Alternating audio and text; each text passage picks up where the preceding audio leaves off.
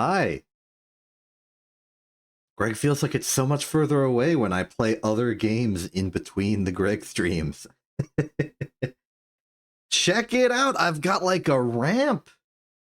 It's like inclined and stuff. I've been doing a little bit of style. Yeah, there's the EBF going. I've been doing a little bit of stylistic improvements. Nothing too extreme. I want to do the extreme stuff while you're here.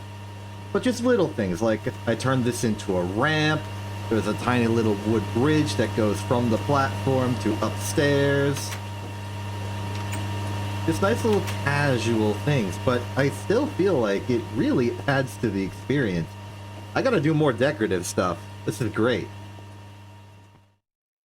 Separate to that, I've made a bit of a change in plan. I know I was talking big about the gas tiers and the gas tier farm, but I have pivoted into making a fully functioning salt farm for salt. And I think there are a few benefits to this. One, it's a lot simpler. The crops grow in only 3 stages and are faster. I believe that the chemical bath processing means that this can output a lot more salt per salt. The yield's good. It prefers low humidity, so I put it in a desert, so hopefully that's good. And it's a lot further away from the pollution. All that together, I think that's a decent benefit. Also moved the wheat over here so that we have it again. Tomatoes also real. It's got the food situation all up and operational. And I have taken the opportunity to remove the giant benzene tank and replace it with a smaller yet larger benzene tank here. Now, unfortunately, our power, fuel supply, and production is a little bit uncertain. The fuel supply is sort of balancing out to neutral, and I'm a little afraid that with all the things I'm doing with higher tier technologies and higher tier everything else, that I'm just going to look over one day and we're going to have no fuel. But until that happens, we shall enjoy all the fuel we do have.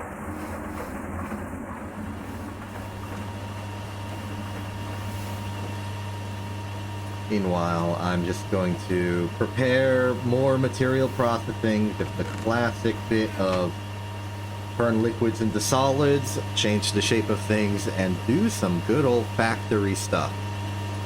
What's the plan for today? I thought about it, and I have some ideas. The entire original function, the purpose, the reason we got the distillation tower was so that we could get more efficient distillation, but also so that we could specifically get toluene for the construction of TNT for the use in an implosion compressor. But instead of doing that, we've instead chosen to distill charcoal byproduct instead of benzene. Now, it gives us benzene and ethylene at the same time, basically, but it's not what we wanted. So my thought is that the solution would be to make another one. Yeah, this might not be a good idea. Now, this isn't like purely absurd as an idea. After all, we've got the efficiency here. We've built it before. We know we can build it. The only complicated bit is this. And I've learned, by looking it up, that distillation towers can wall share. Meaning that, in principle, we could put one here and one here, and they sort of share. And the one complication is that this circuit would be shared.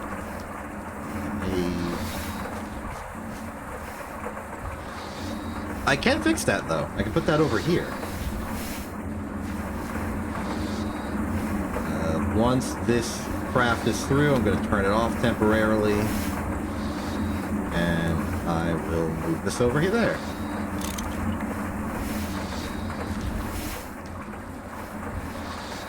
Yep. Oh, oops. That wasn't empty. That was a thing. Let's pretend I didn't do that. And how do I fix it? There's nowhere else that this could go. Assuming it requires it to be on the bottom. Let's try it somewhere else. Not that this location I've selected would help. Okay, think this through. Here, exactly this one. Maybe.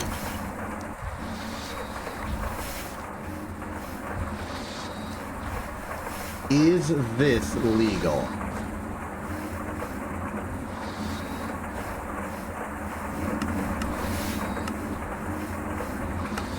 No. New idea. New idea. We learn our lessons from the EBF. We put it on the bottom.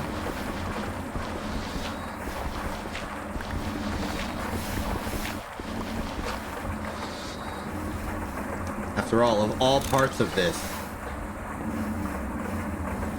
is the one we'll use the least. Wait, this is the input hatch. I put the wrong one back, didn't I? Yep, I did. That explains some of the problems.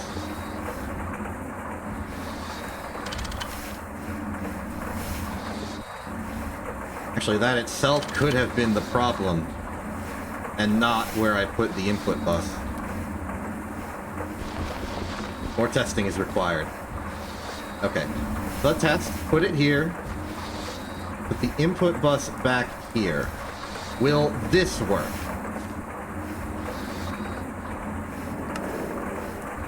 It will not. So it is a problem anyway. That's okay, because I'm pretty confident this will work.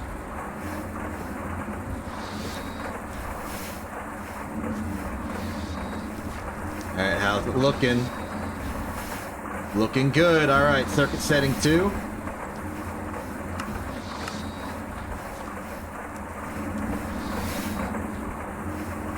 Re-engage. Alright, so now this wall should be clear of everything except the maintenance hatch, which it is allowed to use.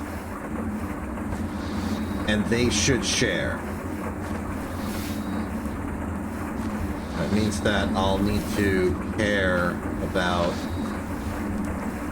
access to that thing, so I'll leave this staircase in for now. Point is, we need significantly less stainless steel than we need last time. But regardless of the fact that we need significantly less, I have prepared in advance significantly more. So I'm pretty confident we can build one. We could probably even build 2. Oh hey, the EBF is off. Yeah, this was me preparing it in advance. So we got 9 stacks. I believe our math last time was that it took 5 stacks exactly for the amount of block we need. And the math on this one is going to be even more direct, because it's going to just be 2 over. So the bottom will be hatch, hatch, bus, controller, hatch, output bus. Yes. So exactly nothing on the bottom row is the machine casing. And every row above it should be basically these 2 vertical columns, maybe taller. We might want to make this one taller too, just for parity. I don't know if it cares about that. Which would be 4, and then a hatch. So we need 4, 8, 12, 16.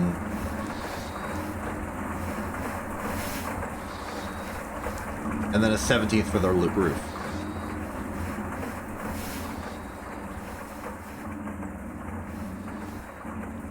So 17 more.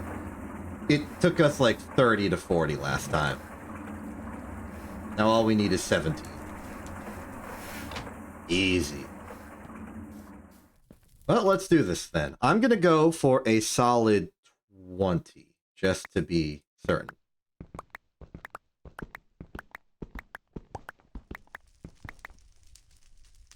This will get us 10 casings.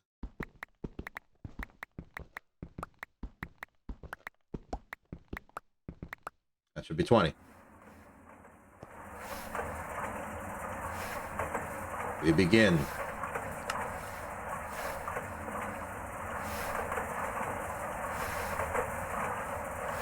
And then every casing, I believe, took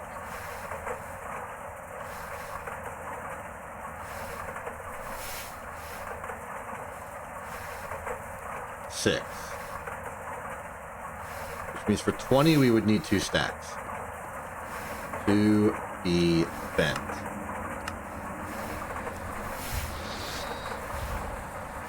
Make room. Let's get the copper foil out of the way. And then the other big component of this that we're going to need is the circuits, which are continually difficult. Every step we take, we just need to get more. I've prepared enough plastic circuit boards. The concern is the everything else. We have been running low. Particularly on capacitors, we have a decent resistor and transistor backup. I've also gone out of my way to get more CPUs. So we have those. Exactly what we need for the distillation tower. The mega distillation tower. The Dangot Distillus.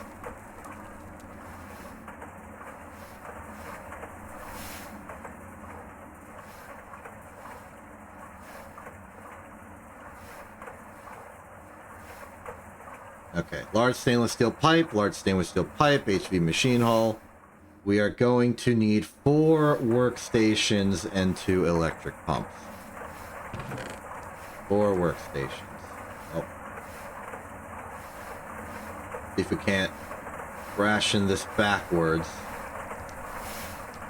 4 means 8 processor assemblies, which means 16 integrated processors. Of which we solidly have 12. That's good. We theoretically only need 4 more. And that requires all that. Part of me just wants to go the full 16. Stack of resistors, stack of capacitors, stack of transistors.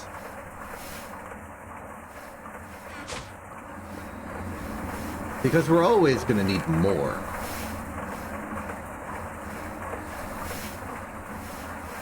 So we'll make the 16, we'll make the 8, and then we'll make the 4. Another thing I conveniently did is I got more molten soldering alloy. Currently not in the system, just an ingot somewhere. Okay, stack of U. We just flat out don't have enough capacitors. Capacitor recipe is polyethylene, aluminum, and thin polyethylene. I've got plenty of thin polyethylene, I just need the aluminum. Let's get that aluminum. Oh, wait, no, the stainless steel is already being processed. Darn it.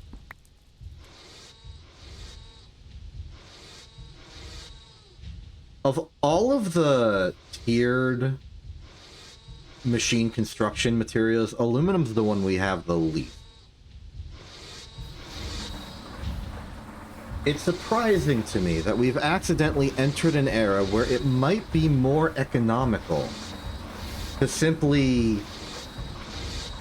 not make medium voltage anymore. Just high voltage.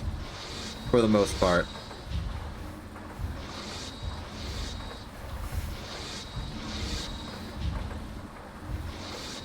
We'll wait for this. Hold on. I know this is a chemical reactor right now, but we can move the assembly machine on top of it and use that.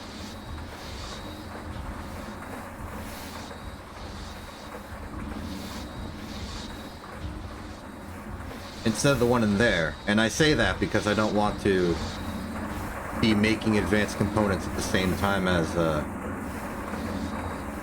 system is doing stuff. That's a high voltage circuit assembler in there, and that's going to be drawing all the power if we're using it. But we want to use it.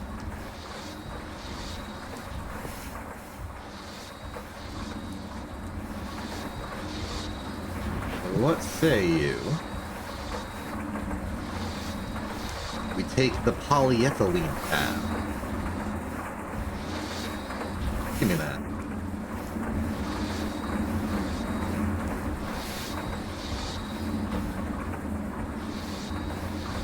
Polyethylene goes in there. Once the stainless steel is complete in its bending process, which should be done pretty soon, like a minute. We will bend into fine aluminum. I will take the fine polyethylene. We shall bring it over to the assembler outside and make many capacitors. Many, many of them. Just like a lot. Should tide us over. The small coil, we may need more small coils. That was the weird alloy. Oh, you could do it with steel, but I did it with nickel zinc ferrite. And a bunch of fine copper.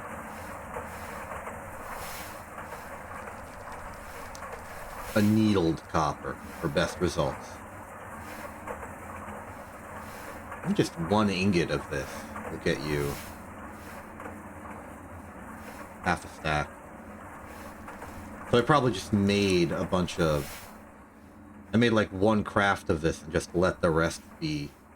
Just ringed it all, made all the coils at once. Sounds like the thing I would do.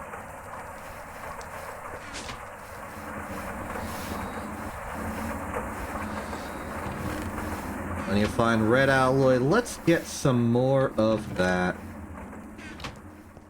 fine annealed copper cable. Especially because we have a use case for it.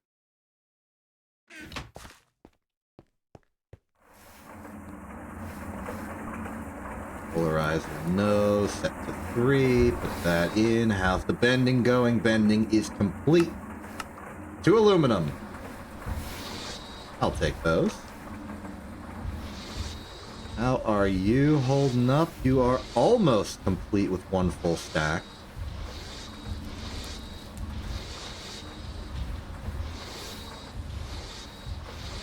Well, it's a multiple of 20.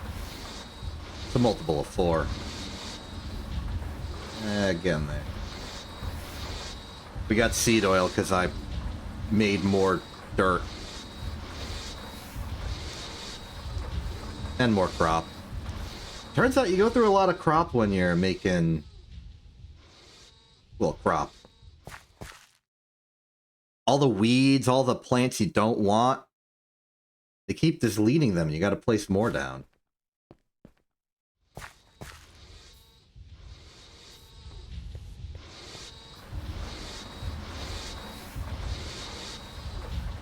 That looks like a solid 15.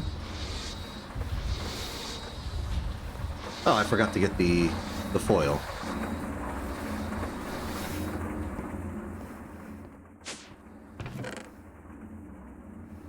Another thing I want from this distillery is its creosote. With that creosote, we can retire the coke ovens and go pure into creosote power. We could go back to steam. And we do need to go back to steam because the steam oven is fantastic. And I want to use it more.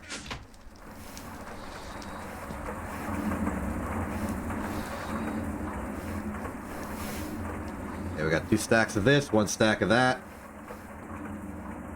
let's say we learn how this works. Circuit setting 3. In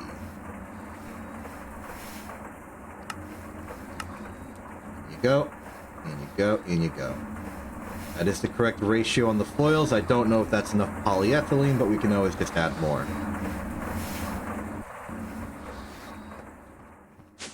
Rest of it, go back here.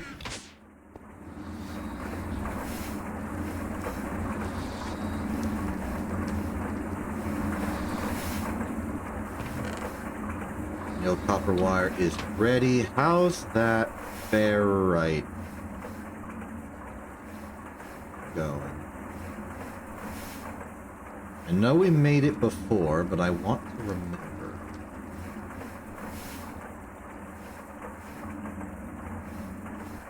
So, nickel, zinc, ferrite, dust, or ferrite mixture. Nickel, zinc, iron. Seems simple enough. 4 iron, a zinc, a nickel gets you 6.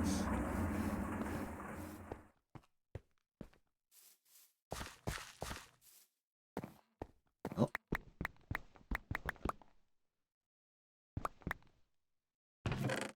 Then 2 zinc for the road.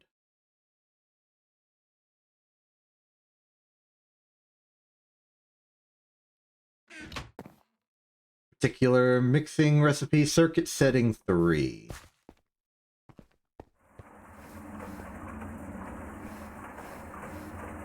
Iron, zinc, nickel.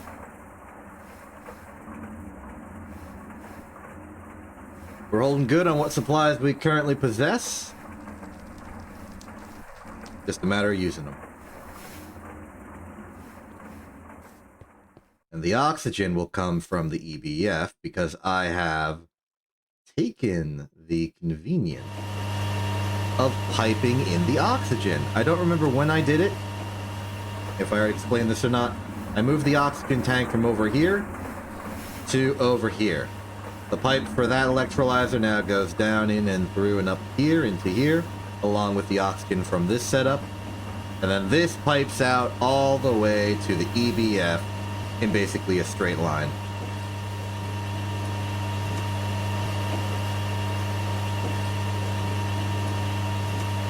Or at least as straight as the line you can get when doing a diagonal line in taxi cab pathing.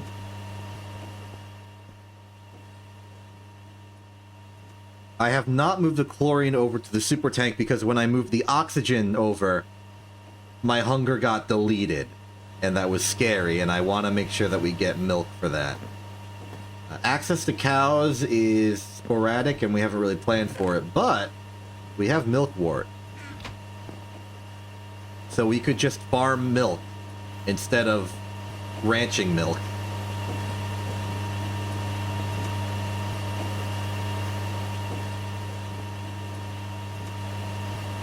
Funny how that works out. Okay, that's the last of the rods, and this should be our fully functional 20 clean casings for the second one of these.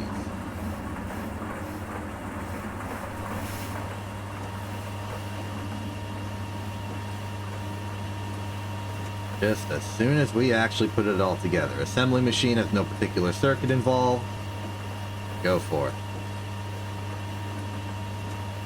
We'll have some extra plate left over. Maybe I can make the pipes out of them.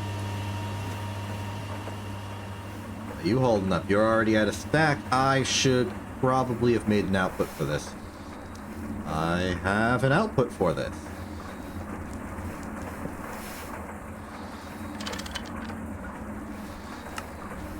This new age of logistics really has its benefits.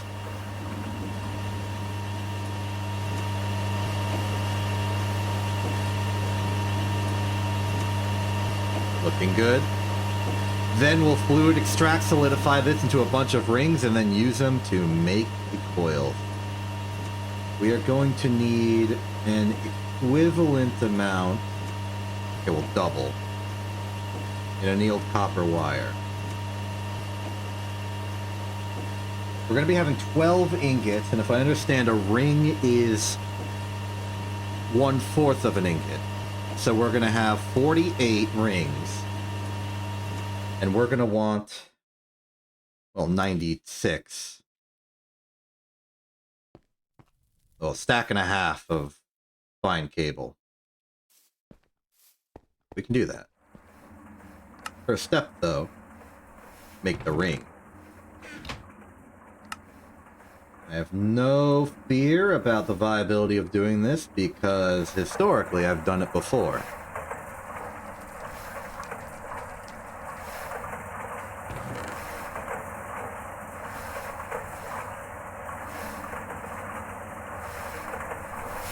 Are these iron rings as part of making the tanks for the hatches? Speaking of which, I'm going to need to make the tanks for the hatches. Any particular special treatment? Can I just EBF these?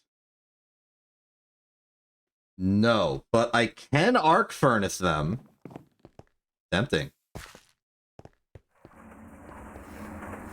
Because what's the... Right, thickened glass is made out of clear glass, and clear glass is made out of EBF'd regular glass. So I put this in the arc furnace, it should just make.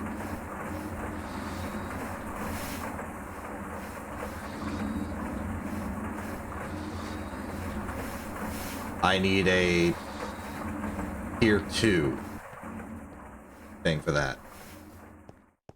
Okay. Well, then the other idea is fluid extract, solidify into blocks. Which is not that much harder. It is slower, but I'm okay with that.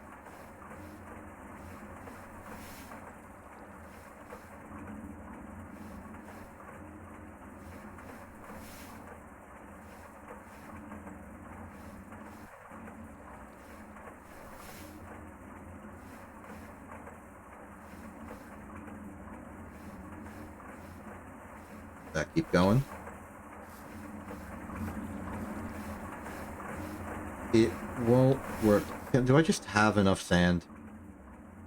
Barely not. How you doing? Halfway done.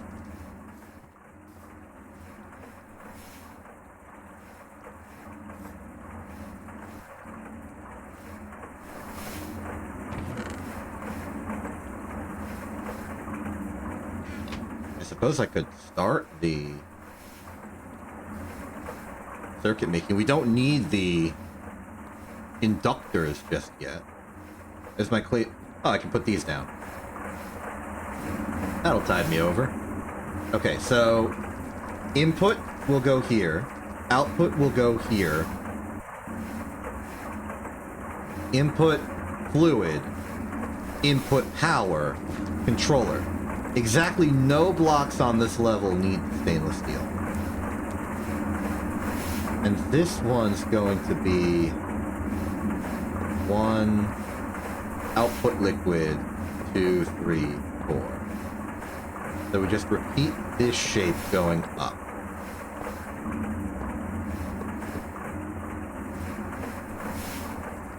Benzene, benzene, benzene, benzene. Distillation tower on benzene, which is what we're doing. No, we're distilling on the wood tar.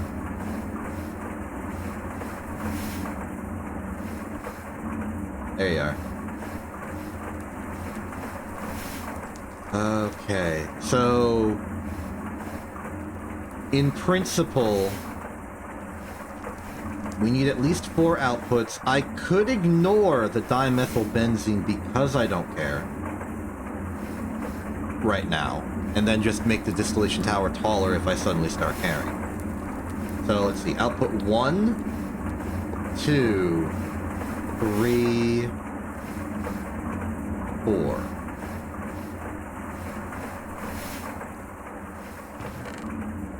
And then I have just enough to make it 1 taller later.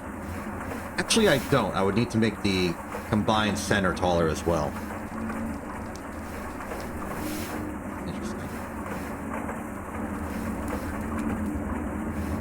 But at least in the case of wood tar, that will get us toluene and benzene at the same time, which is what we wanted.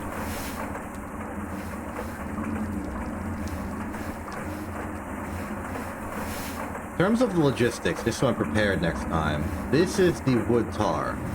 We would pipe it out of here, just sort of shunt it over here, and, like, kind of snake around into the input.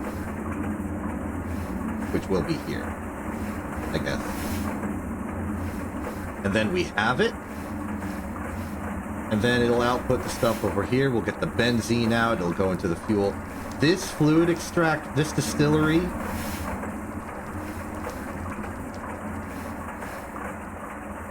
the charcoal gets fluid extracted into wood tar as well. So it would output, well, aside from this output, it would output into a pipe down here. This might have to be removed and relocated. But it would just combine with the wood tar coming out of here, go into the next distillery, and proceed.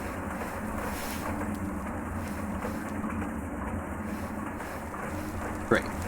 Then we'll have the benzene for fuel, the creosote for more fuel, the toluene for possibly fuel, but also explosives. And also some phenol, which can be used for stuff. You can electrolyze it for a carbon, hydrogen, and oxygen as normal, or you could use it as fuel.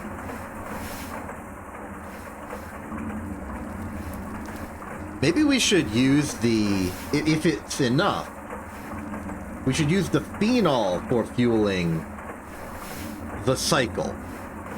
So it's a completely separate circuit from the benzene, and I don't have to invent the concept of splitting.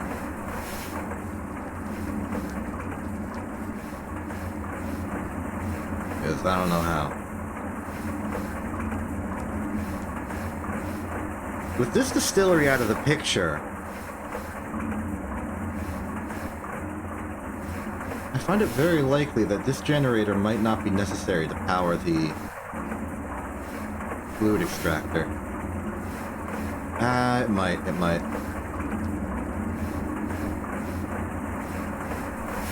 Wait, it might not. Because how much power does this take? 64 out of the 128. So if this is 128, 64 goes in there, we have 64 remaining. 30 goes in here, let's say we have 30 remaining. 16.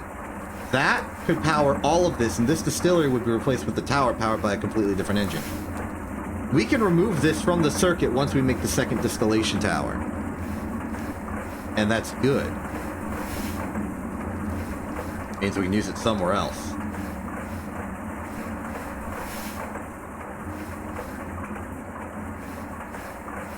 Okay, what was I waiting on? Over here, we have run out of polyethylene. Figured that could have happened. In fact, I'm pretty sure you figured it as well.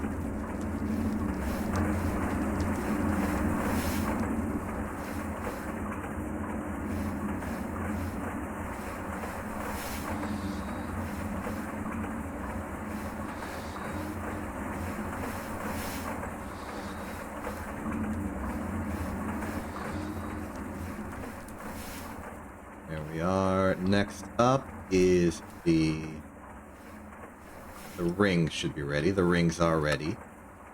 This can go away. I wanted to make glass.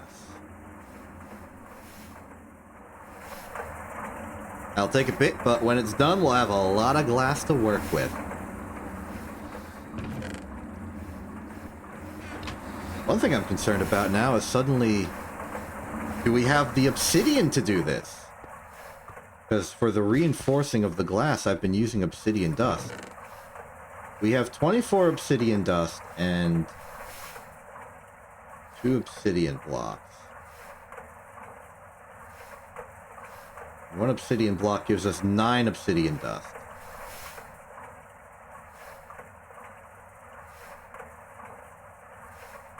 The other way to make obsidian is to break things apart. Compress obsidian ingots, that's roundabout. The rock breaker with redstone to allude to that old glitch. Molten obsidian. Fluid solidify lava directly into an obsidian. Low voltage, it takes a minute, but that's free. We could do that one.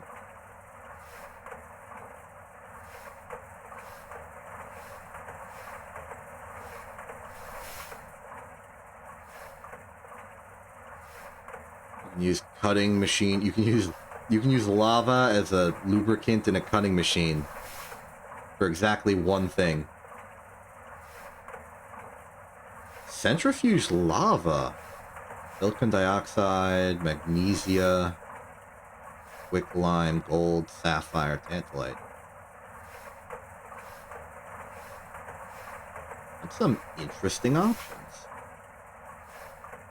You can thermal generator, use it as fuel. Thermal boiler. Possible byproduct.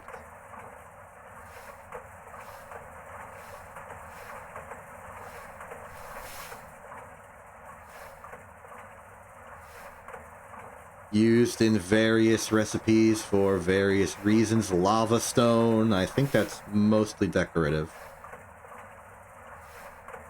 Worlds, I guess.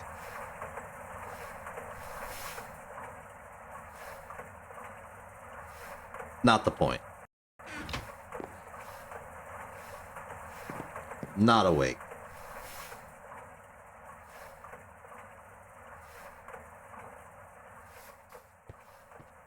I look at this bridge and I look at this ramp and I just feel a sense of satisfaction. Like, this is right. This is proper. This is how it should be. Chemical reactor, go there. You're done. That's a lot of capacitors.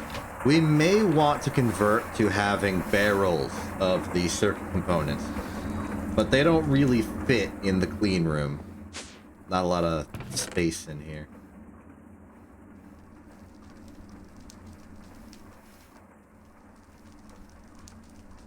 Maybe just a bigger chest. Upgrade from iron to, like, diamond.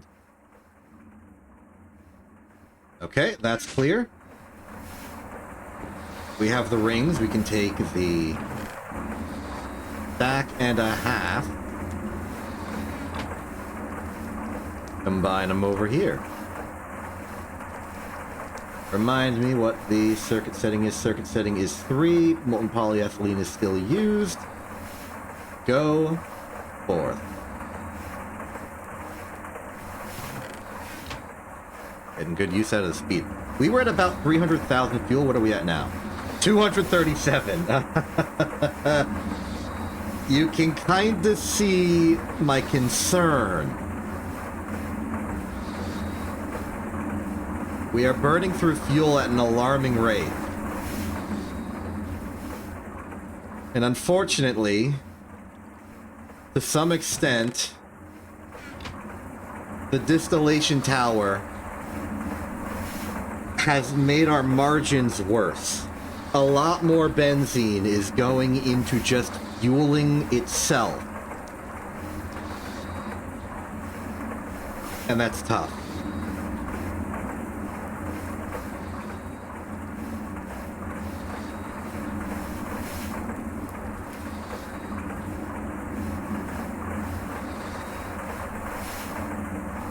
It should be the case that no matter what, because of how I piped this, even if the rest of the factory shuts down, the benzene production should continue.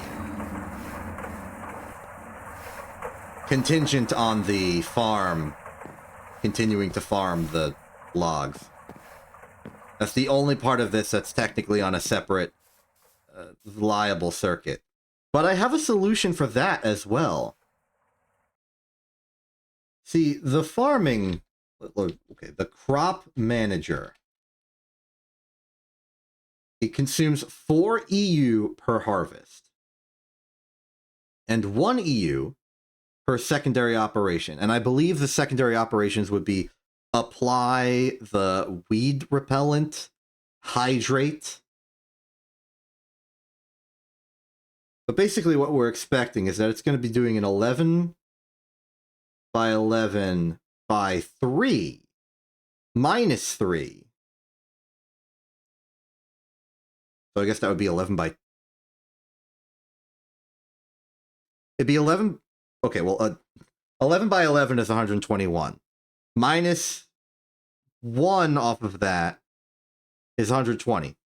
So we could expect this to use 360 harvests.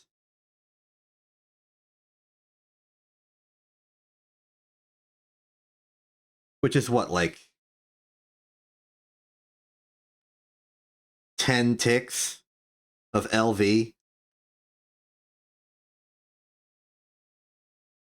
My idea, and it has to be a little bit of a cobbled together idea, is to power the farms using solar panels.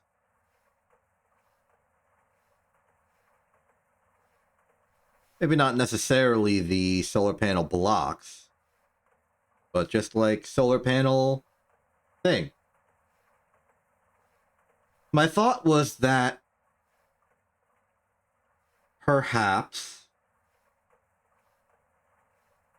we could just have the solar panel be on the farm block itself. And then above it, there would just be some glass to shield it from the rain. All the piping would go underneath the farm and just sort of... Well, we'd move all these pipes to underneath right here, and it would sort of go like... right in there. But I was worried that the farm might not have enough internal buffer to hold in case it's nighttime and there's like problems or something. So my second thought was that instead of putting the solar panel thing on the crop manager, we would have the crop manager and then above it would be a battery buffer pointed down. We could put a battery or two in it just to level out the load and then have a solar panel on the buffer. Downside is we would have to put glass on top of, like, level with the crops, and that's a little uglier. But, like, when you think about it, it doesn't matter. I think I'm going to go with the solar panel flat on the crop manager, glass above it. Because I very strongly... What does it mean about the cleaning? I haven't thought about that too much. Single EU panels on a block to make them placeable in the world. Use an MV assembler to combine the panel with a ULV hull. Not the quest I was looking for. Time to invest some renewables. The basic one only gives 1 EU per tick. Most GT's machines can use them as covers and receive power, but only so long as it can see the sun at the top. Be sure to put a glass layer above them in case it rains while you swap panels. You still want to keep rain off the sides of the machine hull, too. Aluminum iron plate needs an MV performing press.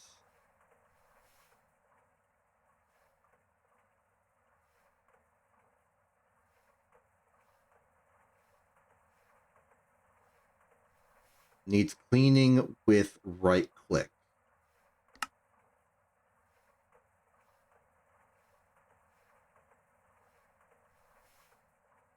Will it need cleaning if I put glass over it?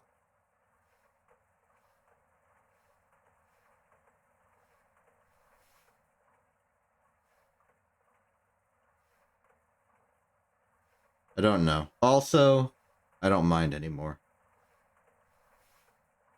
Yeah, just one solar panel. We hope... It's 1 EU per tick. So like 20 EU per second, that would take it like 20 seconds to reload to maximum treeage. The trees are not growing that fast. It'll be fine. I just have to trust it'll be fine. Oh, speaking of crop shenanigans that I had to deal with. The the crop manager for the trees broke during the off-stream portion of Greg.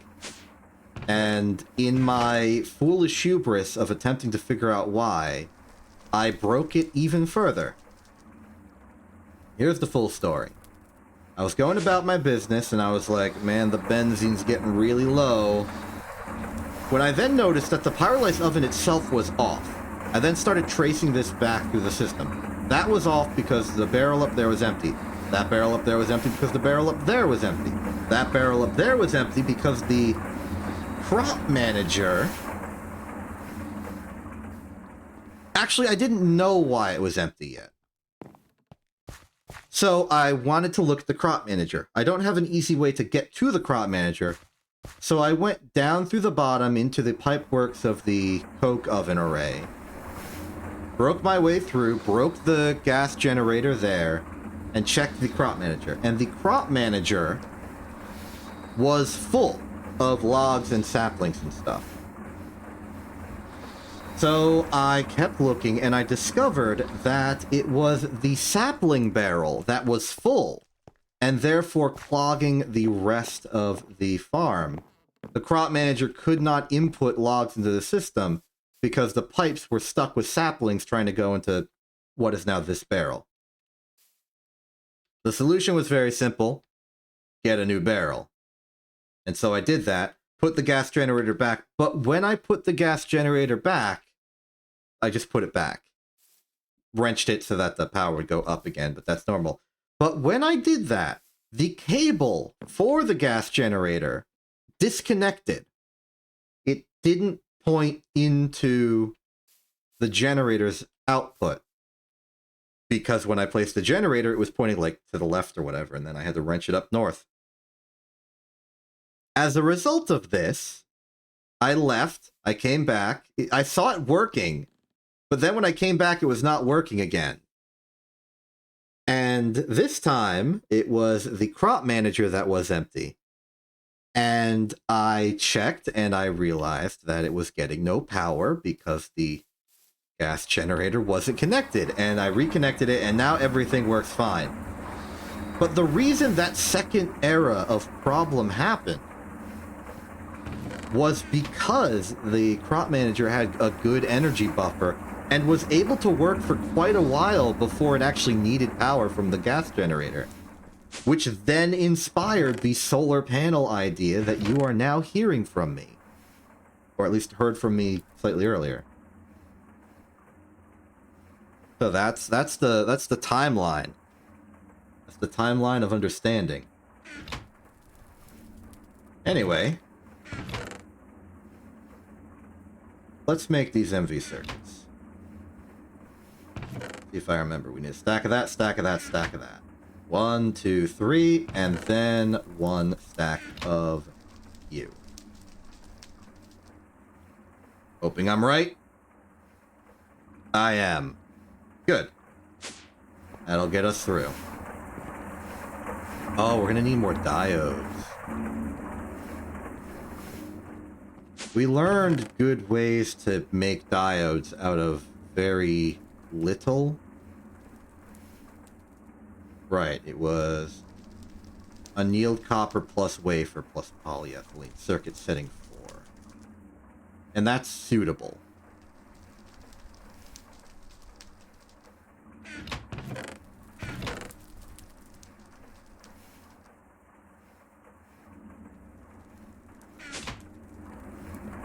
I guess that's what I'll use the rest of the annealed copper we made for.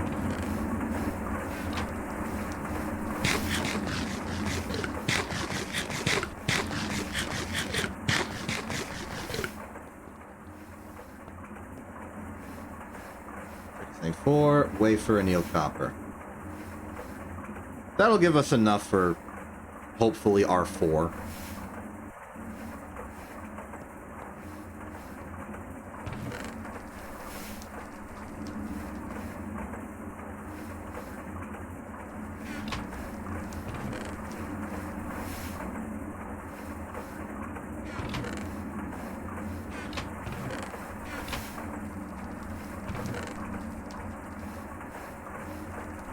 I was expecting 18? Is that just flat out wrong of me to expect? Yes, it would have only been 4 each. For some reason I thought it was 6. Got my numbers conflated. There we go. 15... I hope we don't need one more. Okay, 16 integrated processors are done. Next up, the 8 high voltage circuits.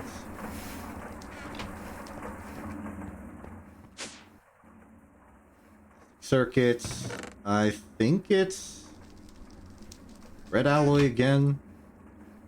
And then it's transistor capacitor coil.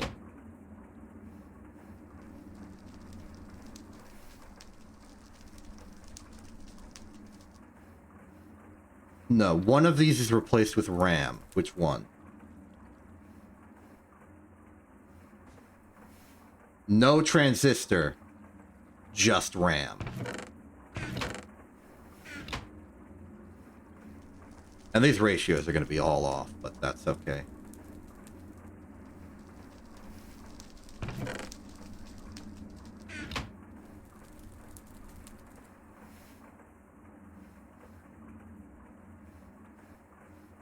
My plan for powering this is to simply take the gas generator that's currently being used to power the Advanced Assembler 2 outside and use that for the second distillation tower. It means we don't have a free high voltage generator around, but it also means I don't have to worry about making it right now.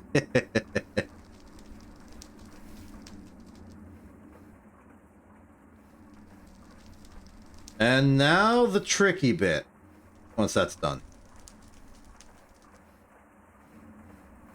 This. Oh, right, we need those rod things. And electrum wire, which we have. But we most certainly do not have those rod things. Gonna need to make a lot of that. I sleep on it. The threat of being asleep is a lot less while inside the base now, because of my good torching of the environment. And this giant stone square. But I still like to do so. Okay, what was the recipe for that? Well, let's just check it here. Blue alloy is made by...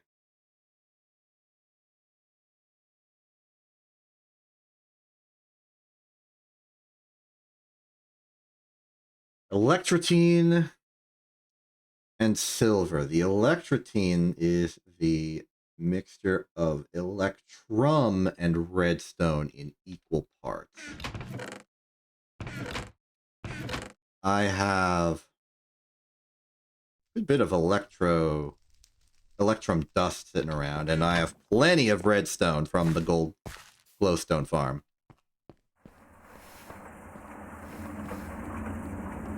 So this should get us good amounts. In fact, take it from here. I've tried to balance these out such that they're almost perfectly equal in volume, but clearly that hasn't happened. It's all fine. Point is, we got a stack of stacks of gold. Confirm mixture setting is circuit setting 1. Go forth. That's gonna take a while, huh?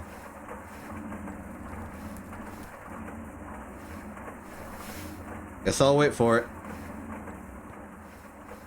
Now, we don't need much. And while we wait for the much that we don't need...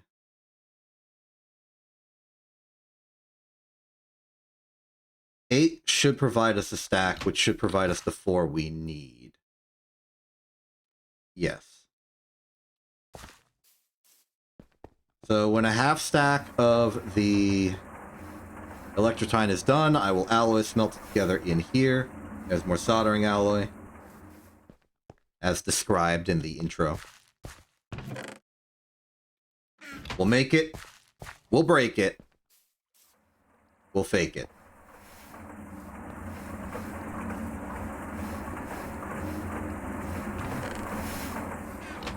And more foil.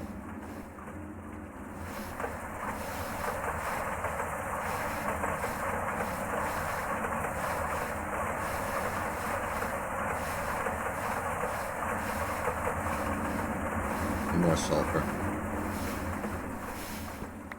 I should enter an age of cultivation, so to speak, and get all my farms operational.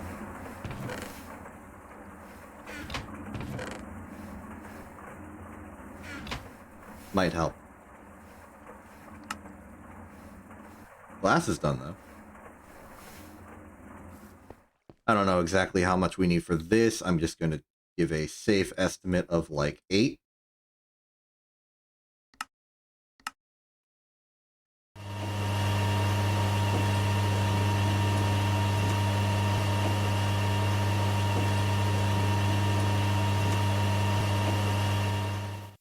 Seems good. Set that back to 11. Okay, clear glass is now thickened glass. We want to swap this out for reinforced glass, which requires... Well, in this instance, it would require 24 obsidian dust, which is all the obsidian dust we have. We may want to get more obsidian. Or, what's the other way of making reinforced glass?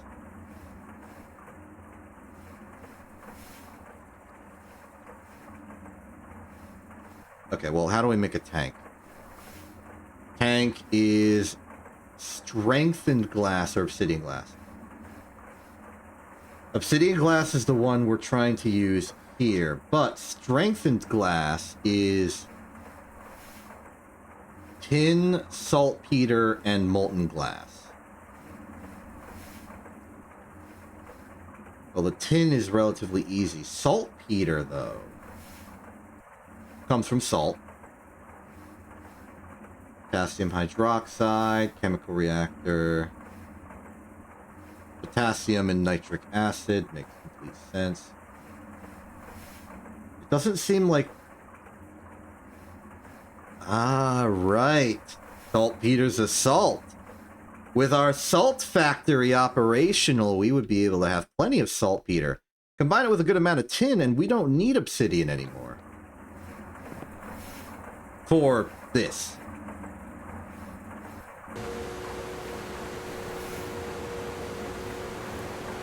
Also, I'm wrong. We're 8 obsidian short. I will macerate 1 of these. Do your thing. Thank you for have done your thing.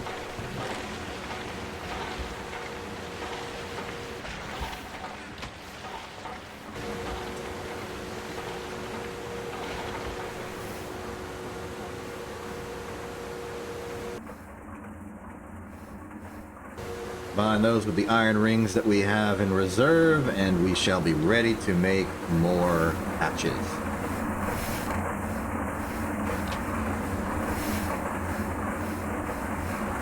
Check on the electrotine, see if we can alloy smelt our blue.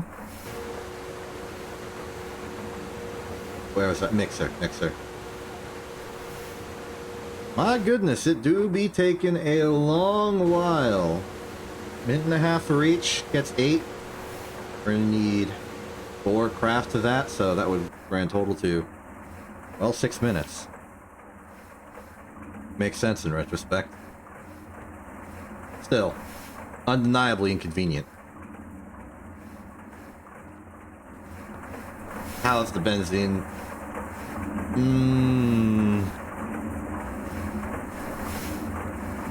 Not liking it. Not liking it.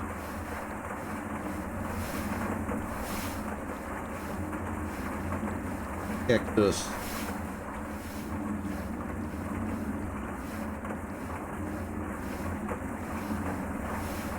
We can make green.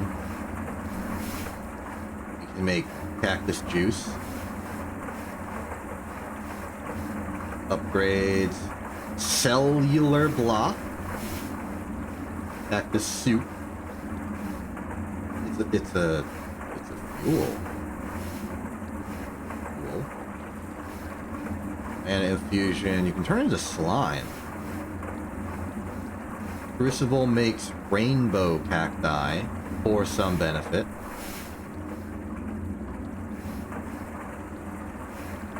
Coke oven. Real coke oven. Nitrogen gives you charcoal byproduct. Compressor for source of plant ball. Brew for biomass.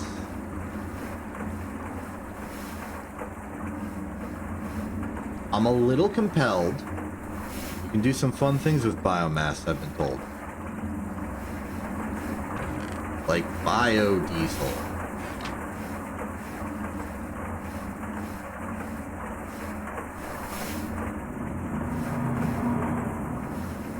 Has it been 6 minutes? Yes. Alloy smelter is ready. Put you in. Put you in.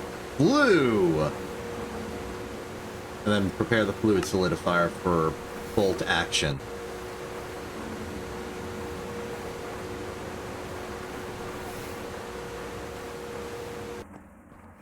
A lot of good general work going on with the factory. Right. Mixer's running at medium voltage, taking all the power. But it's a little more. There you are. Where did I put the battery? I remember putting the battery in a machine. You.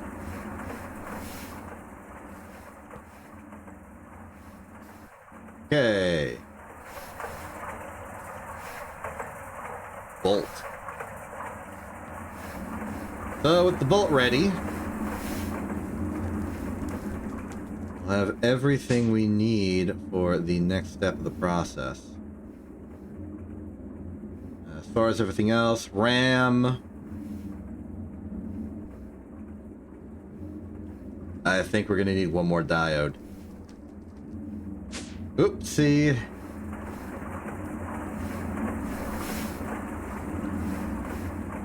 If you'll forgive me, and I don't expect you to actually be unhappy with me for this.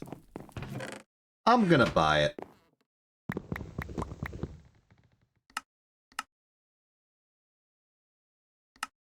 It's just my general policy that of all the things to buy, it's diodes. I know I solved the gallium arsenic problem, but the psychological scars remain.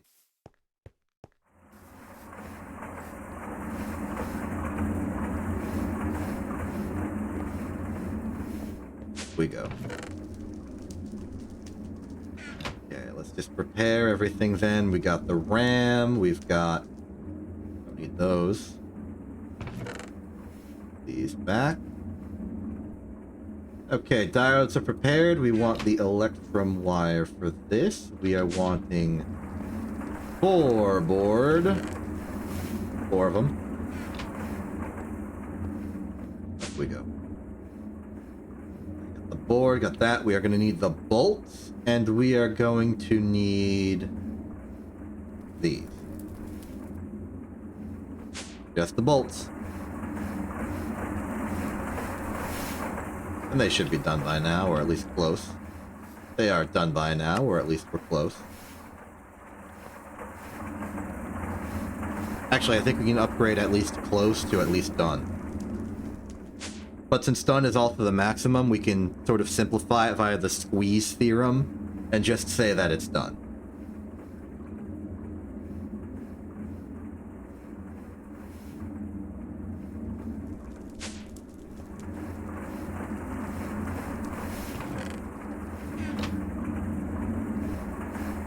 Make those tanks. We got 16, we got 12. We are about to have 16. I shall make it so. Genius.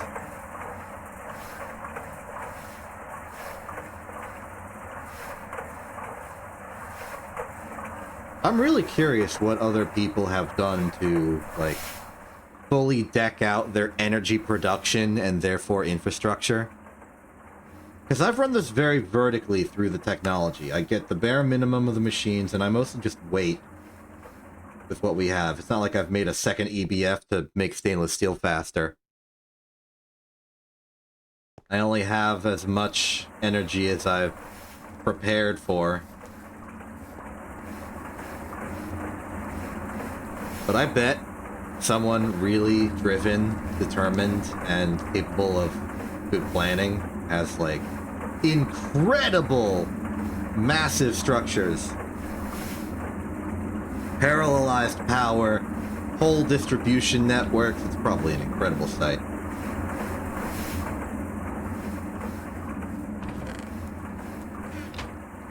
Look forward to knowing how to do that maybe one day. Okay, no particular circuit setting, just assemble. And assemble you shall.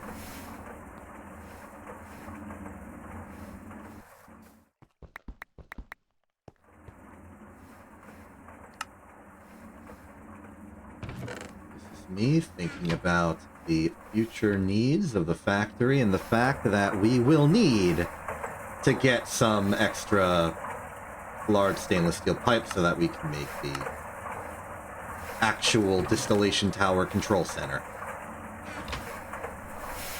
I did not forget.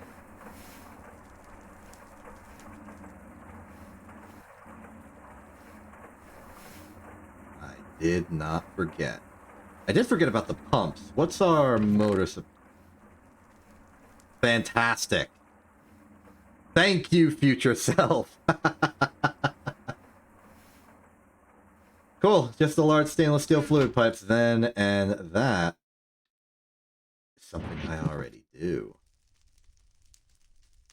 Are there, like, battery-powered equivalents of the hammer? Swap that. Yes. Maybe. Every instance in which a hammer can be used, it'll cycle through. It's either hammer or single-use hammer. It doesn't go to a wrench. Whereas if I make something like a pipe,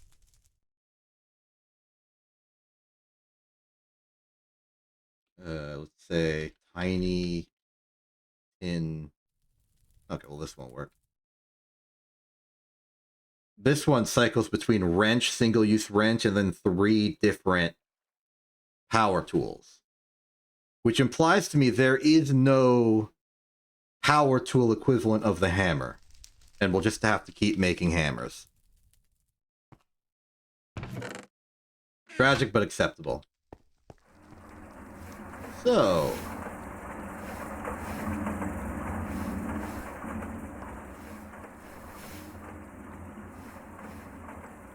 bolts are done, and they have been done for a while. I'm not holding them. Did I start the craft already? Yes, it's already done. Perfect. With this newfound power, I shall construct a grand machine. Wait a minute. I forgot the center. I forgot the hull. It's not a big deal. It's an easy craft. It's just silly that I forgot it. I built all of the bonus supplies, just not the center. A gold cable. Only one.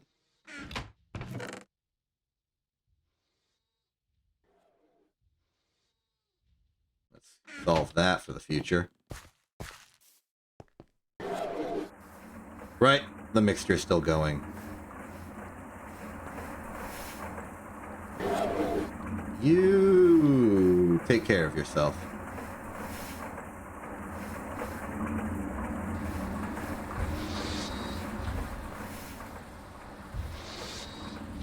I don't think it's going to be going for a while. I kind of regret not having it on a separate circuit. It's practically a one-time operation, though. I'm not too upset. But I am inconvenient. Any machine's done, move over to the wire mill. At least I have this battery to help bridge the gap when I'm having trouble.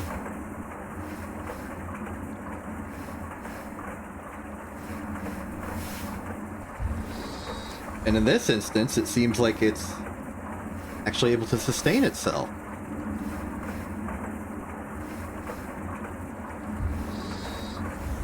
I guess it's not using the full...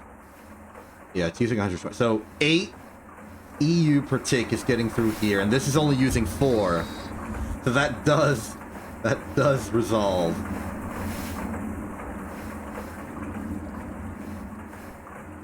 What a funny problem. What about you? 16, but the internal buffer was enough. That, however, might drain from this now that it needs to recharge the assembly machine's buffer.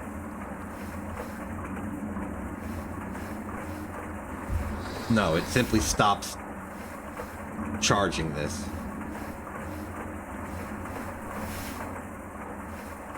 And then it starts charging again. I don't know if this was intentional, but sometimes the electrical usage is pretty smart.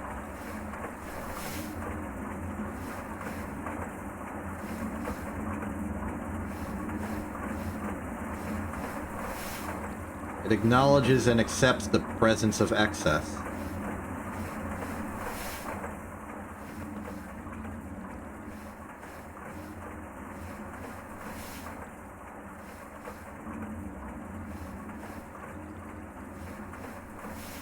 I need polyethylene for that, so I may as well just use this one here. You. Well, of course I need to actually coat the cable. I need to pick up the cable, hold it in my hands, and move it to another location. I must physically interact with objects I wish to change the state of. Ain't that wacky?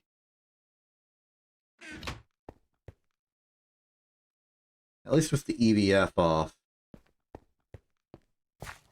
benzene might have an opportunity to restore. I haven't done the calculations in a while, but that's looking like an upward trend.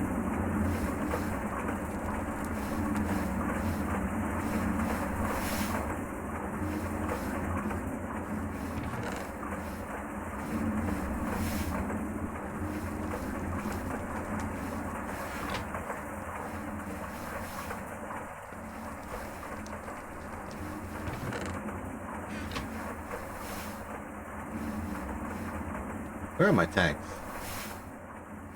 There are my tanks. Let's not forget we'll have to make the low voltage buffers for all of this as well.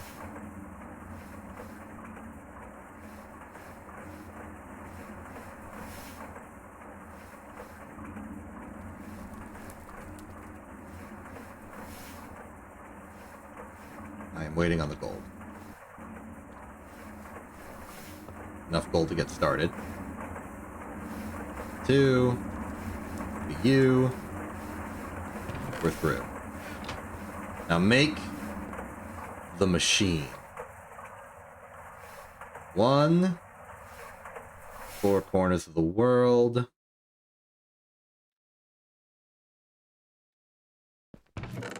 Get the pumps.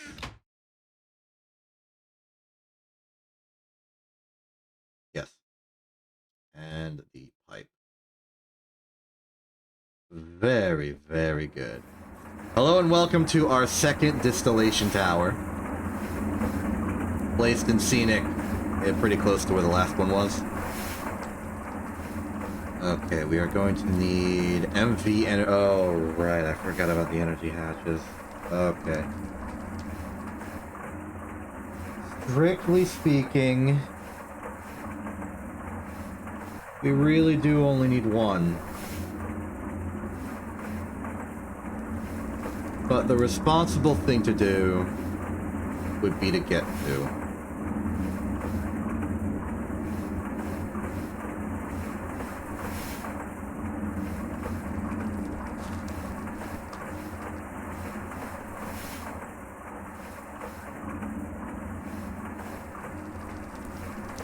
Fine. Okay.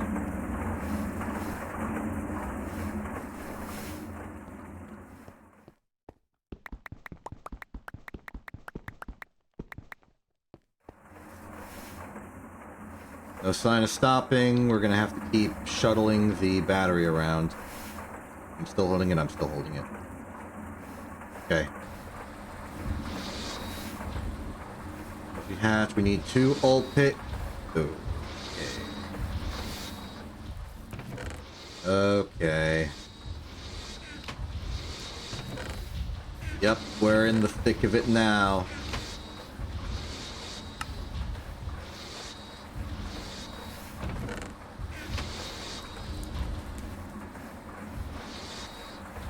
Oh boy.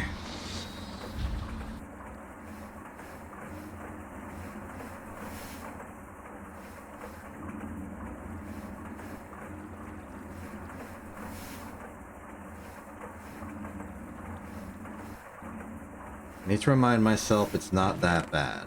We know to make 2 bronze rotor. We have a lot of bronze in reserve. That's probably enough for one of the rotors. For the other one, get 5 bronze.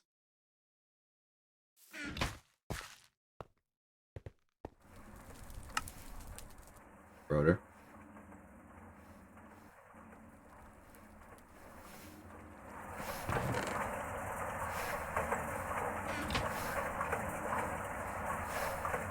Okay, I didn't need the excess. So that's 1 rod worth. Let's rod back in here, take these.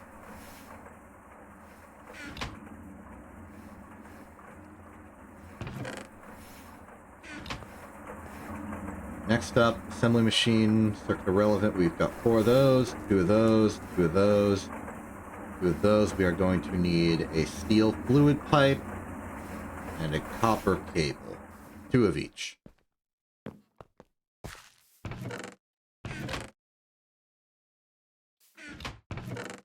Got 2 copper cable.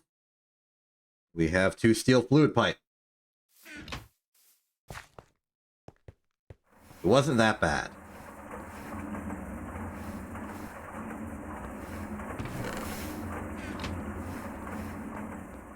Alright.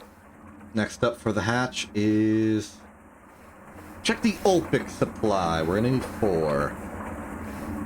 If we don't have any, we can carve some out of some wafers. We got 8 wafers remaining. We have 4 Olpic.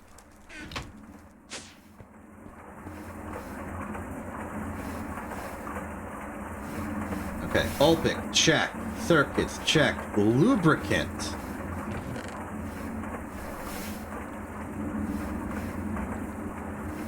No.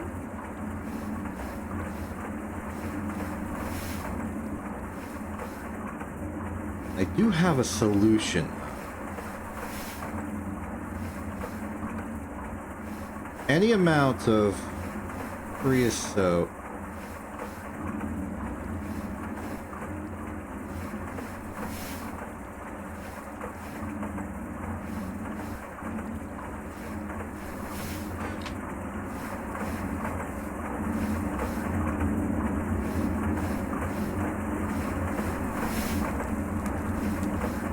I'm gonna borrow our distillation tower for a second. Okay, you're empty of the stuff. Should be as easy as getting a large cell's worth of creosote.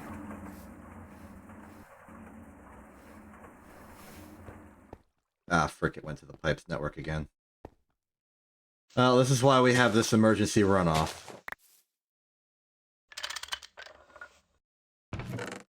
Thank you.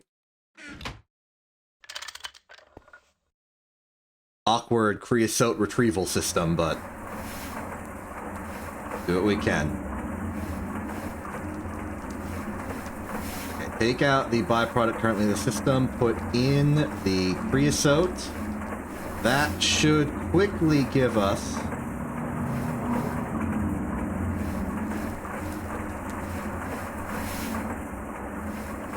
the lubricant we desire. Though in truth, getting lubricant, not that hard now. Coke oven backlog, providing some good benefit. Then, to restore the system, it won't take much effort. We simply extract the lubricant from the output hatch, reconnect the pipes, put the charcoal byproduct back in the input hatch, and it may proceed to make benzene.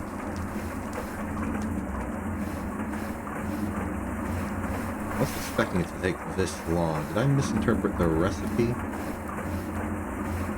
I did. It's 20 seconds at MV.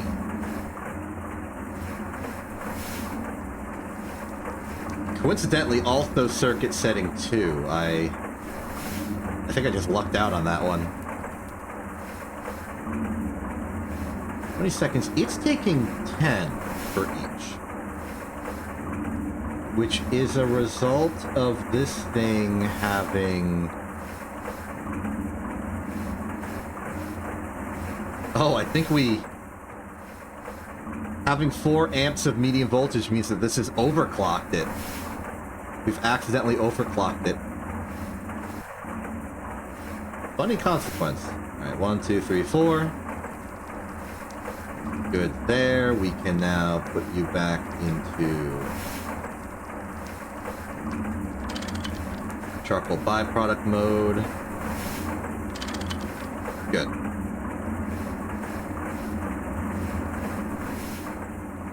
That was surprisingly easy.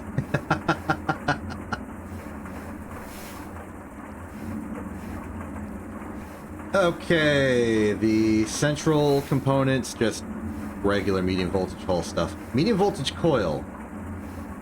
Magnetic steel rod, easy to do. 16.5 aluminum wire per.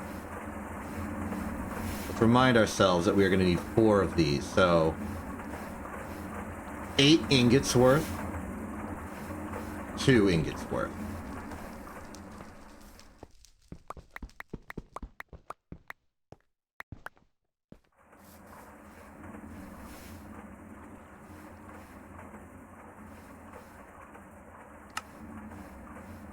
Rod form. Do so. These plates are for various systems that I have not yet gotten around to. Setting 3. The battery should still be in the bender. Yep. Unnecessary.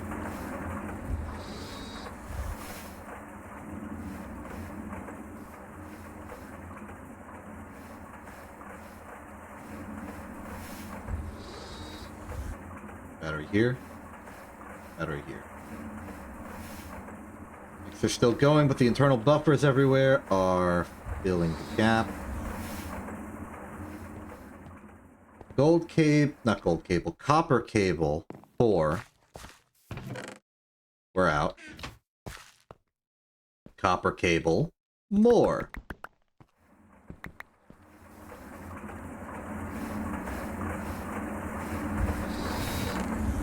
Fine, aluminum's ready. How's those rods going? Rods are ready. Here, the chamber. Polarize.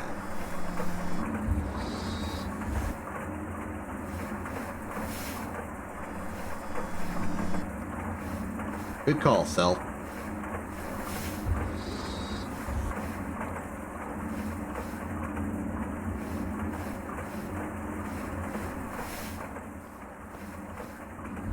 Okay, following on from that, this is constructed with circuit setting 1 and no other inputs.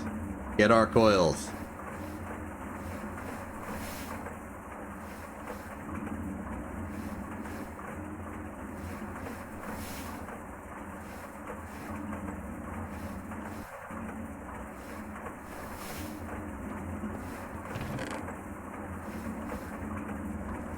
Good.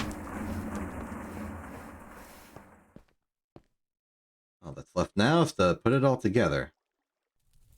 And the copper coils, of course.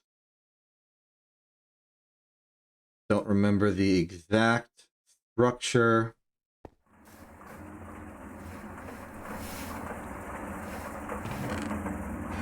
Those.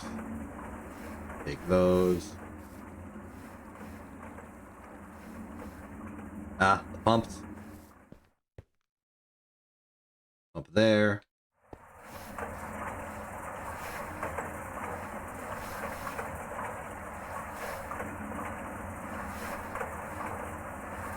Starting to get nice and routine. Just making all of the components we need. Doing you. Without you. Check. And more cable.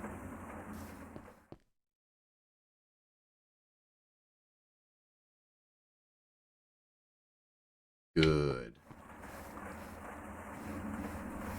Thought of something we'll need. Nope. I am mistaken. We would want a kneel.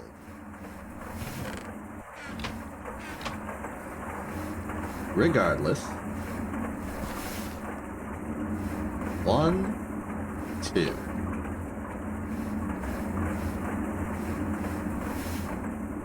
Looking nice.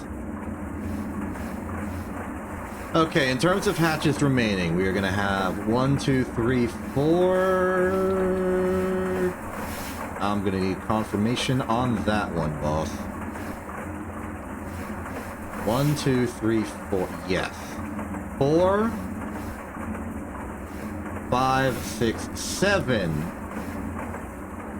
input and output buses for items and liquids. So 1 off a full stack, 2 be flattened. Battery for you.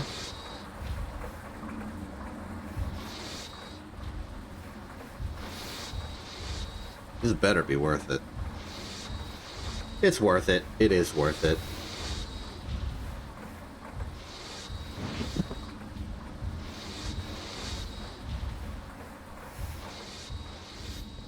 We need at least 2 chests for this, and they are located here. 1, 2, 3, 4, 5. Technically only 4. There is an unused input or output hatch currently sitting in the fluids chest right here. Oh, and I'm going to need all the tin cable for this. At least 14. Good news, we have at least 14.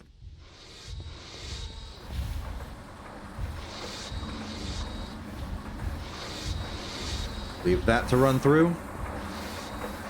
Meanwhile, just buy emeralds. Right, I was thinking about other things to do as detour. Like, we've entered a very difficult period, and so I've started investing in the potential of detours. One of the things I'm interested in maybe detouring into is this is not even the tab I was thinking about. Is open computers. Because I think it would be cool that we just sort of program something in Lua, and it be programmed in Lua, and it works. I don't actually know Lua. It's not a programming language I've really dealt with. I cared more about, like, deep hardware-y stuff, so I know it's like C++, Java. I'm fighting against my own point by saying that I know Java. But you know, some of those, like, the ones you would make a game out of. You don't make a game with Lua. You put Lua in a game. Like Gary's mod. Or this. Subtle distinction.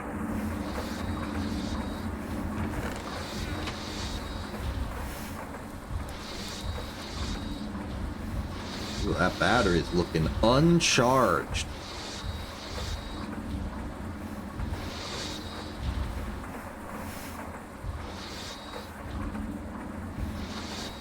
In terms of voltage loss across the system, we want to put this battery as close to the transformer as possible. Technically speaking, the closest one would be the lathe. So that should voltage us nice and good.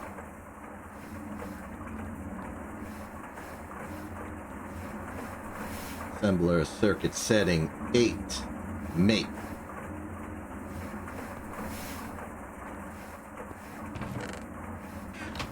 The value of the speed of this.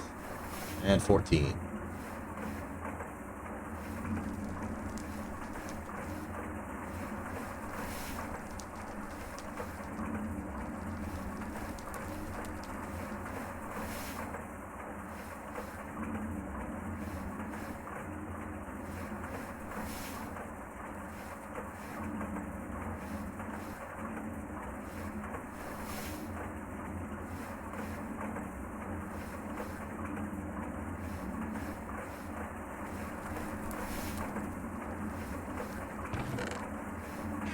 Okay, we did it. The things we make with this, the bus, the hatch, energy hatch, input hatch. Circuit settings 1 or 2, polyethylene is acceptable. 2, chest. 1, and then 2.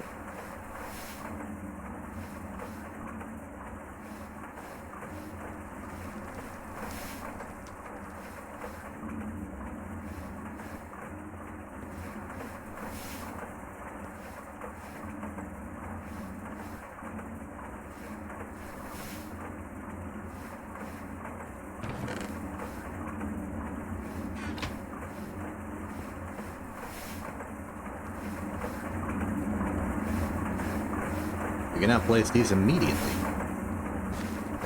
provided I could physically reach them. Light bulb. That one, we want the input bus here, and the output bus here. I don't expect there to be a solid output, but we have a bus for it anyway. Next up, 4... This is an output hatch, so we want 1 input hatch and the rest output hatches.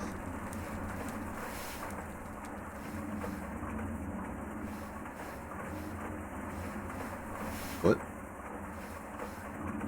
I'm only guessing that gives an input. It did.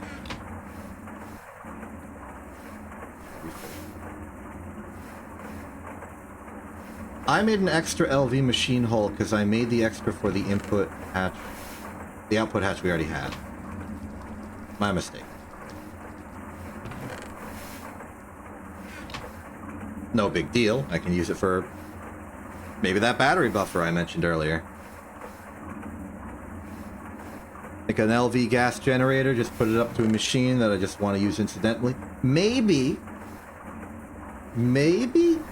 I can use it for the chemical washer. For the salt thing. I can use it for the salt thing. I can use it to power the salt thing, or I can use it to make the physical salt shaker itself. Moving on. 1, 2, 3, 4, 5. Beautiful. Okay, now the question goes to... Oh, wait. I thought of another thing we gotta do. We gotta make a transformer for it. This will be high voltage to medium voltage. Mixer's not done yet.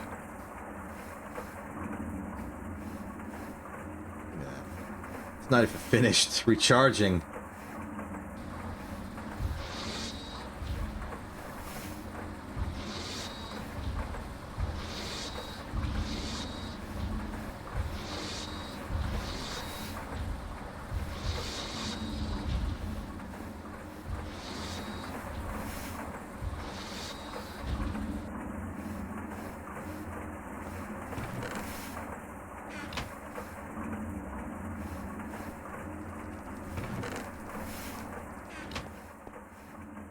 This will call for 1 gold for copper. We should have the...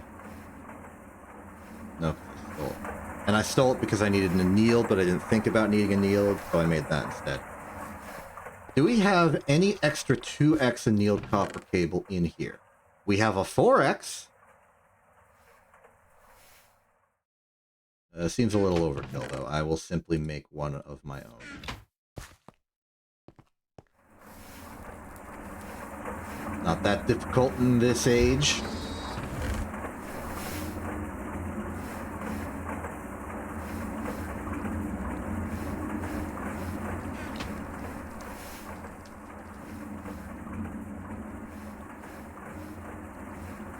And then 2 inductors from the clean room.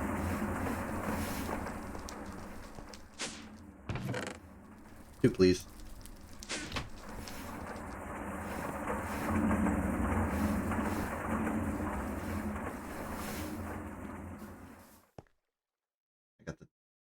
I don't need 10 for this.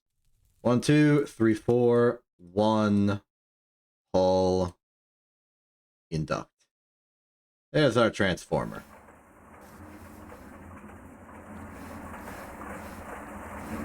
We got our cable. Time for power.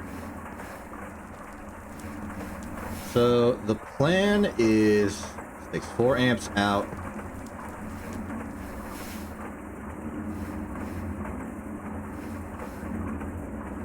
Strictly speaking,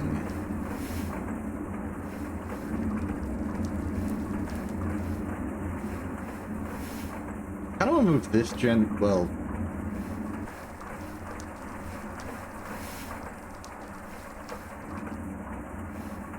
the typing on this is about to be more complicated. Might have been better if I went under, because then I could go under again over here.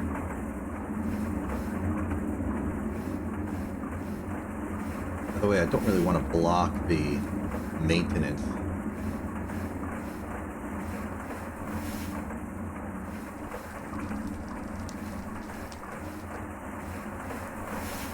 I think go pure under because these depend on that. So this has to stay.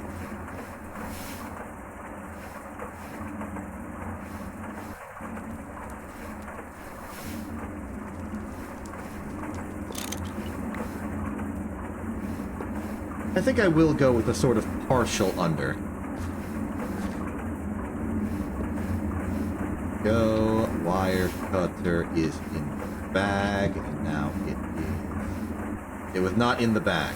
It's out of the bag. I've lost control of the situation. Guarantees are gone. Okay, next we can ransack the generator up here. Not that one. That one. Well, Advanced Assembly Machine 2, you have served us well in your role at this location, but we are going to need to give you a different role at a similar location.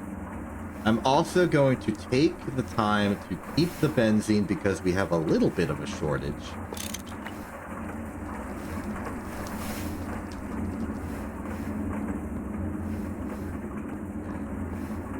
There.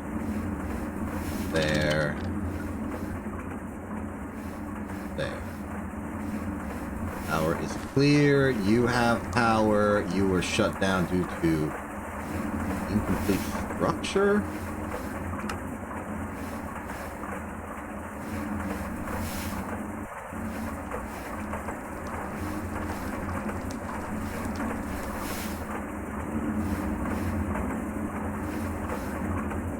Right, we're sharing a maintenance hatch.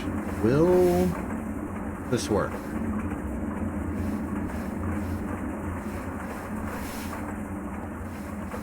Are there less problems now? Yeah. Okay. Hammer, soft mallet, screwdriver. And the soldering thing. Well, I've got most of that.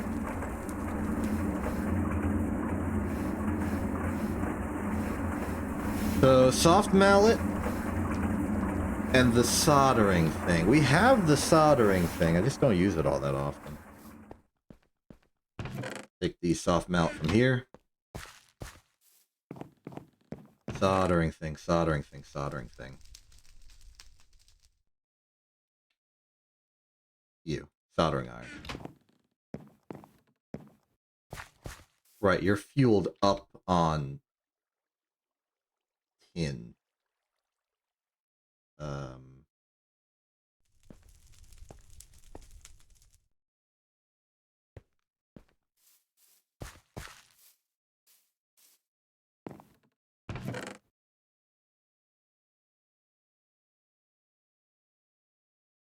I believe what I'm about to do is an inaccuracy.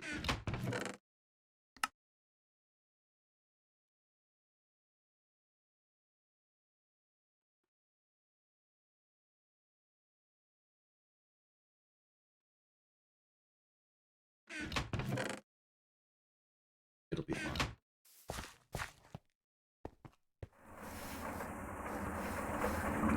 What I think we do is we do this, and then I'll just fold it.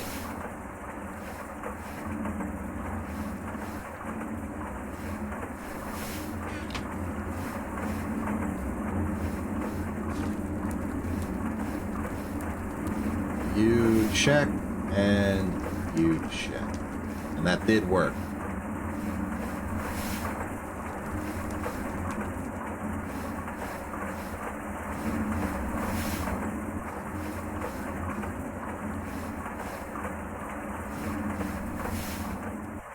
Okay, last question. What's the problem here? We're good. We're good. Okay.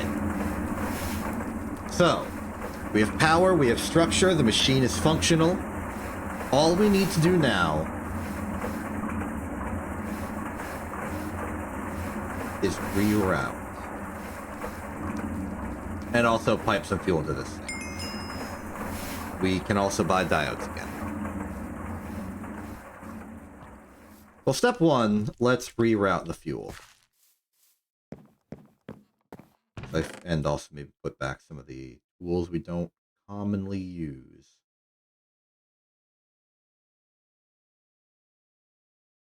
Really just a soldering alloy.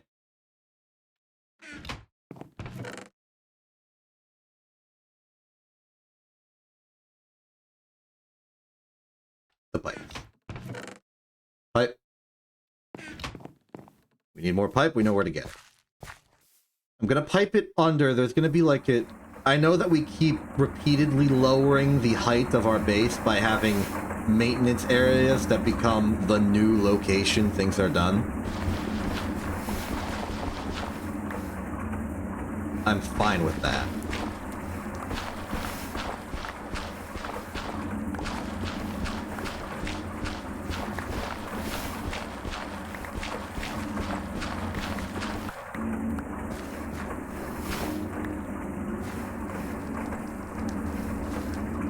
Okay, from here.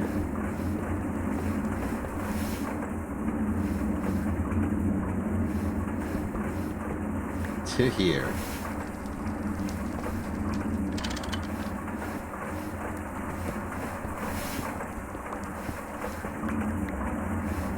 Accessed via here.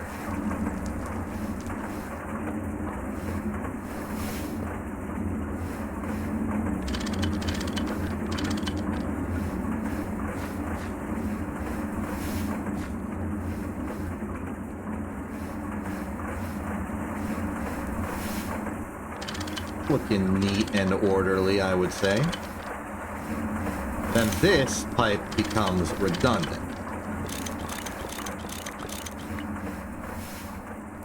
Good. Whereas this machine, I would like you to...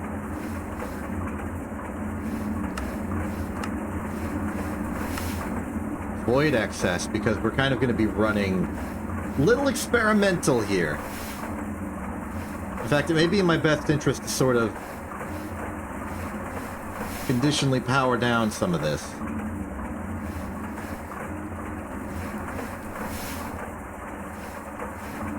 Okay, how's about the very least we do that? Now this is wood tar.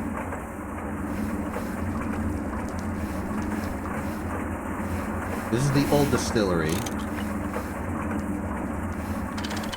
It's being put out of action. To be replaced by the output here.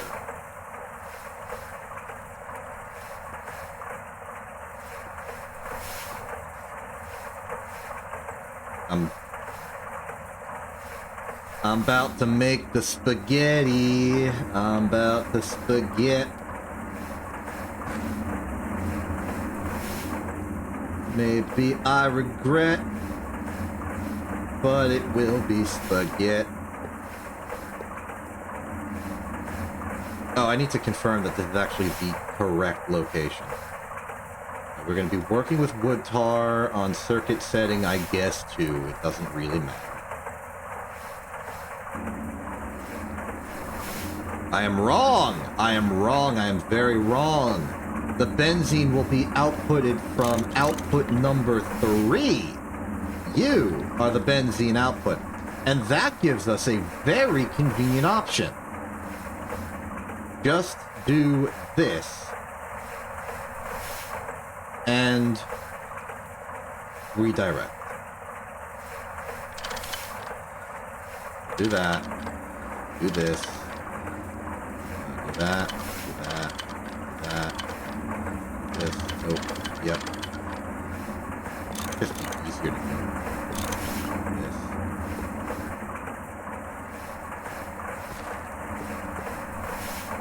Okay, at least there's continuity. The slosh is gonna be a deal.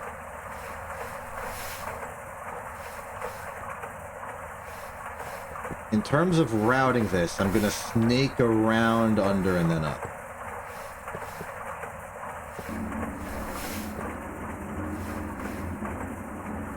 And for even more certainty, that.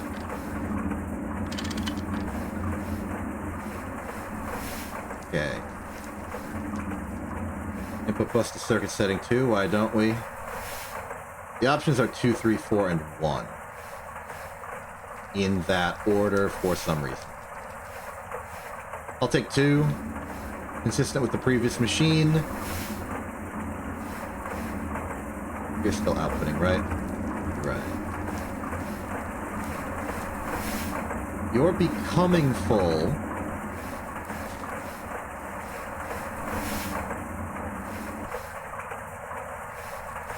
What's the nature of this pipe?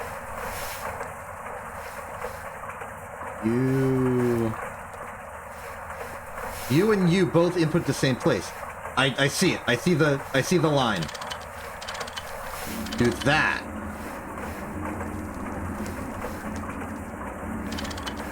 And that. And then connect this here.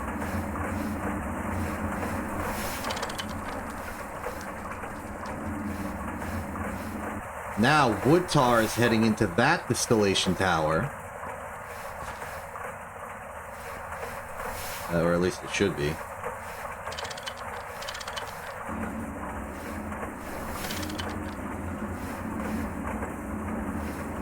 Yes. this will make, among other things,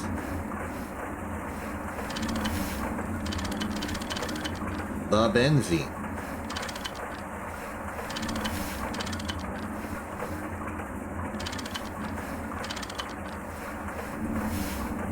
There's the phenol.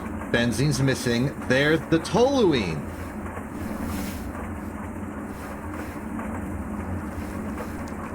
There's our creosote.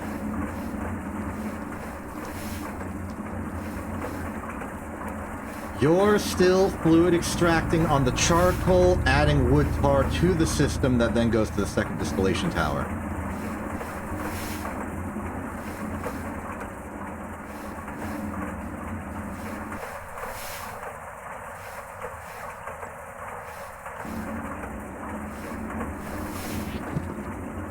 I need a tin cable.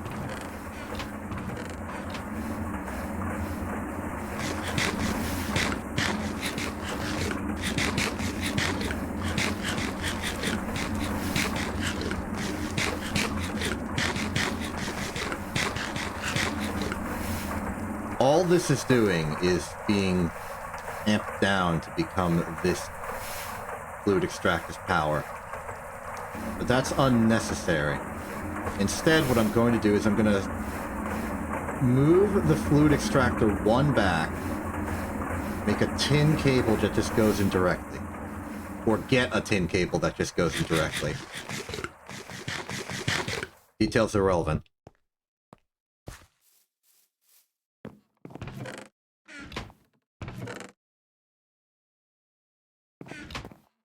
We have power.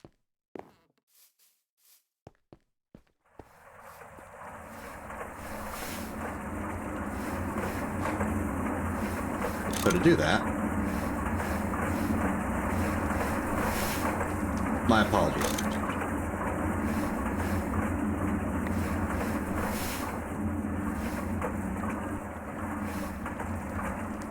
Do this. Wrench out the bottom, I suppose.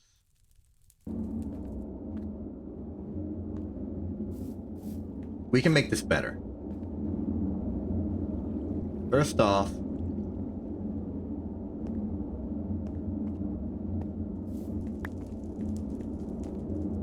separate this from the line.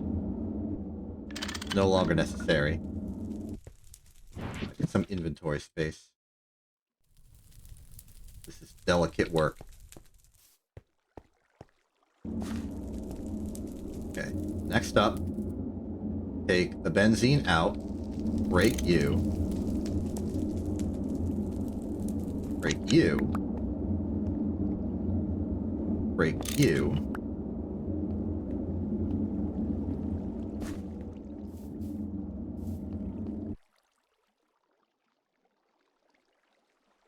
the tin cable will now be used like this.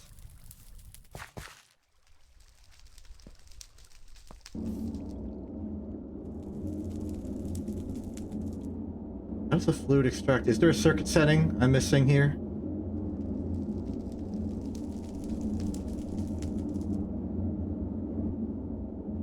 No, it's just supposed to work. Oh, it has no power, of course.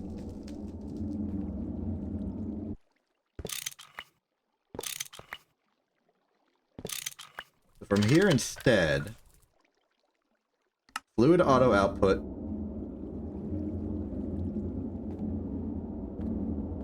Let's say this, this. And just in case we care about going this way with the wood vinegar at some point, I will go down first.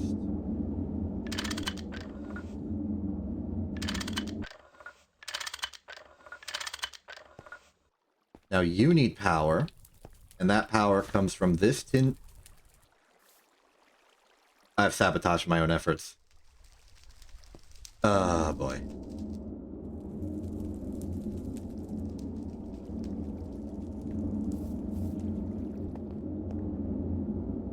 I can fix this. Instead of doing it like that, Fluid will go down immediately straight to the side.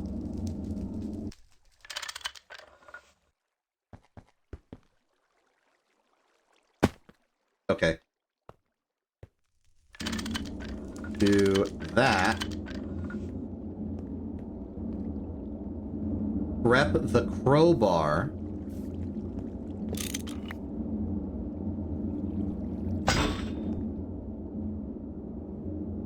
This conveyor module shall instead go onto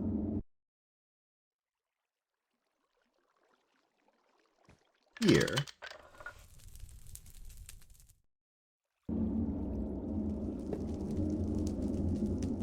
Like this.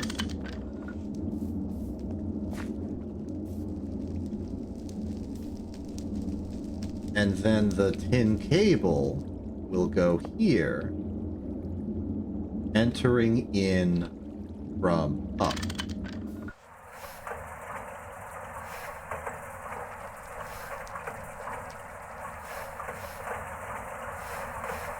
And we distill once more.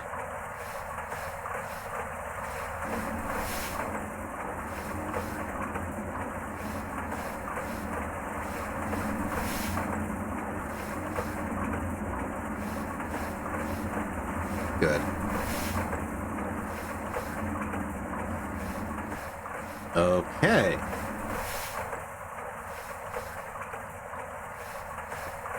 Everything should be running. Fluid auto output is still going. It's going down. Fluid is being processed into here. This is distilling that step. This is distilling that step. Very good. Very good.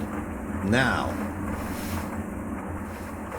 use of phenol as a fuel. Goes in a gas turbine. Fuel value is 288. Not bad. Question. Can I get away with using it like that? Well, if I am, I'm gonna need more pipe. As for the benzene I'm currently holding, I will just donate it back to the freight tank. Then we will pick up some polyethylene and go turn that in the pipe.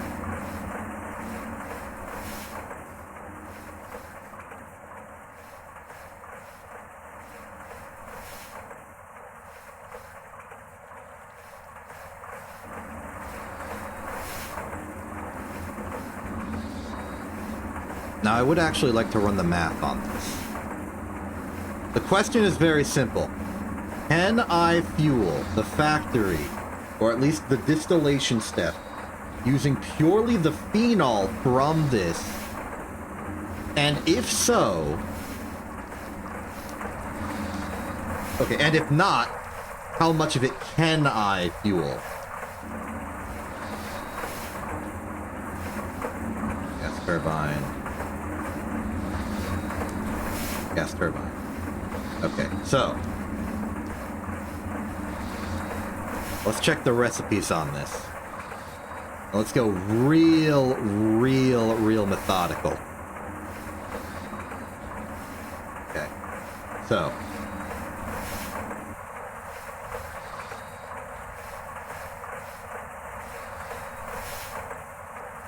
start from the beginning. Charcoal byproduct. Made in a pyrolysis oven. Yeah, I'm definitely, I'm gonna number this. I'm gonna number the heck out of this. Okay. You ready for the numbers? Because we are about to get numbering. In fact, I think it's math time. We math. Okay. Let's start with that math. So, at a cost of $49.60 equals 20 char and 4,000, let's say CBP. Okay? Now we follow this through, converting the charcoal and charcoal byproduct to energy, and we see what power we get out of this. So, next step in the process is the fluid extractor. The fluid extractor will take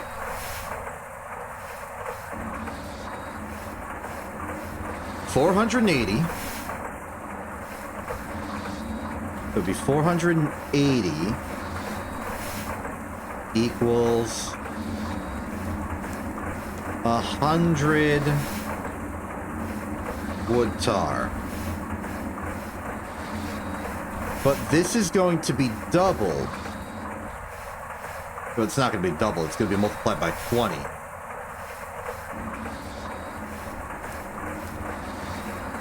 Or how much wood tar we get out of that.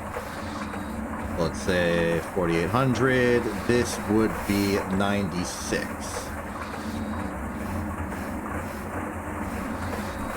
So that's our charcoal taken care of. Now it's the charcoal byproduct.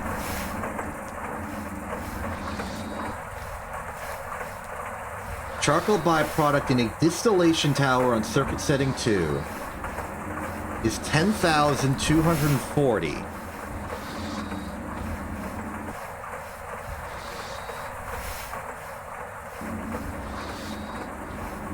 Times 4 to make 1,000 wood tar. And that's as much as we care about for the recipe right now.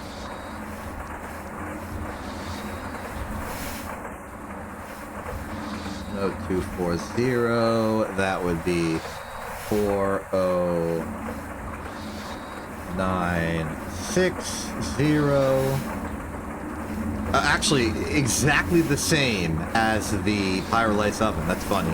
I didn't notice that. Okay.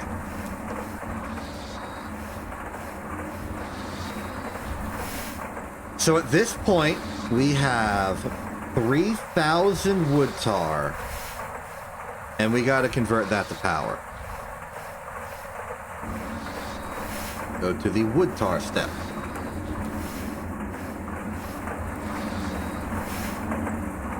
So, 3,000 wood tar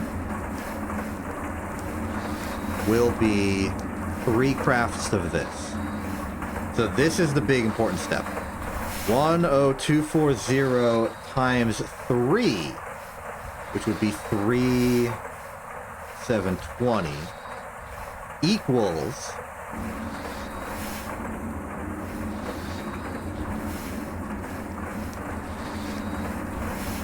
1,200 benzene plus 300 toluene plus 300 phenol. Plus 750 creosote. Alright. So now the question is, how much power do we get out of those? And I'm looking at the numbers, it's actually a little scary. Okay, benzene.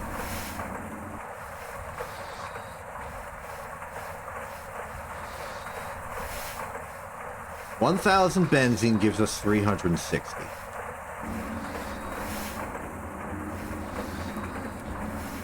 I am not liking the way these numbers are shaped. Because if I'm running the math properly, even at this point, it's looking like we wouldn't even have... No, 360, not 36,000. Okay. There's hope. Ignore the benzene, go straight for the phenol then. How much do we get from one phenol cell? 1,000 phenol is 288. So I'm going to round this, I'm going to divide by 10. So 100 phenol is equal to 28800 EU per tick. And we are getting triple that.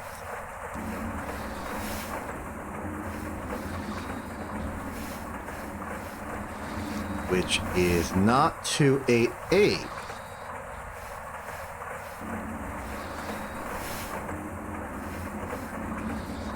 But rather 864.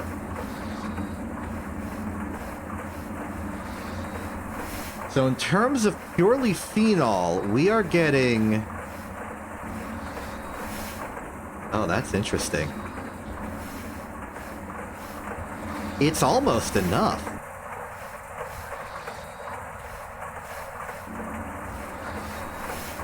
Now you might be... Yeah. Because it's about 41k, 41k, and 10k. Approximately 90k, but I'm looking at it and it's like, wow, we're really close, huh? It's such a shame that we also need to account for the generator efficiency of, in the worst case,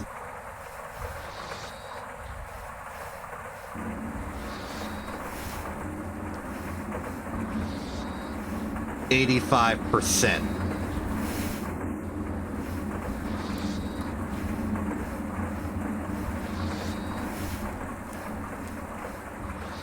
So in truth, what would have been something closer to 86 is really something more along the lines of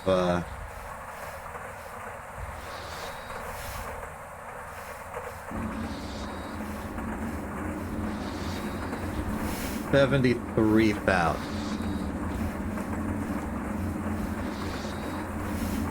Now that's really not bad.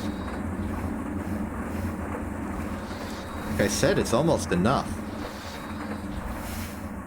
And it's enough that we can, with confidence, shunt out some of this. What about the toluene? Oh.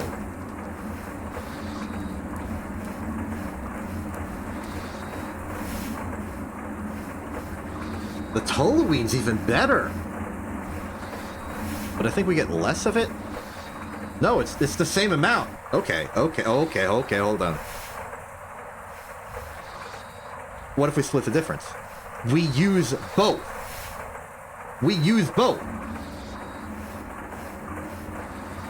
Give me those pipes. All we have to do is use both. I have no care for the phenol, and we don't need that much toluene. As long as it's allowed to back up at some point, we just siphon into it when we need to make explosives. We can just do that. And then the creosote's free for steam or whatever the heck. To forget this. There we go. Accidentally tried to pump it back into the machine. Don't do that. This is the phenol. Okay, so new plan. Forget you. Take all that out. We need to move quick, otherwise I've just voided our own stuff here. There, phenol in.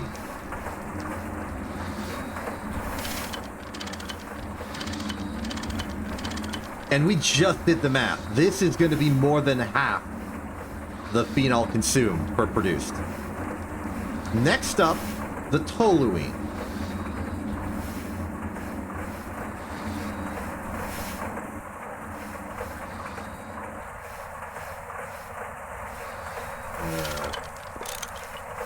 Burn near that. The toluene, well, it's already at the correct altitude, so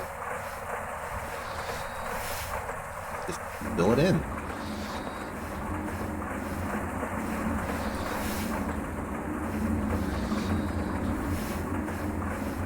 This will not be the extent of the toluene. We will also need to do a more awkward routing to get the toluene to the other distillation tower generator.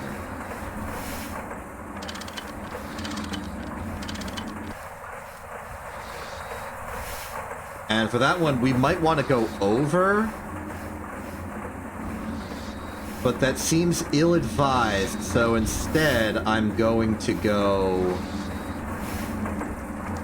I guess I go under. Okay. Okay, empty this chamber as best you can. You're empty.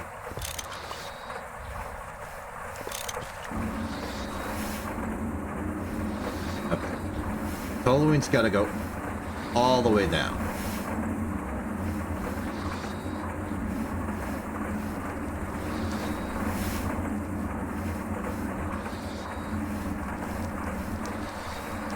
Let's guarantee the providing of this one by just putting a jutting out pipe for it.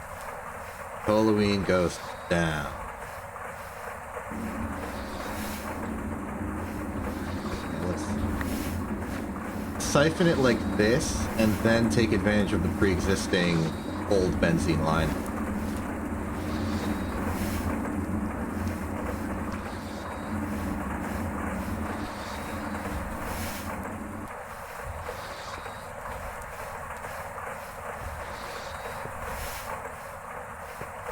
Okay.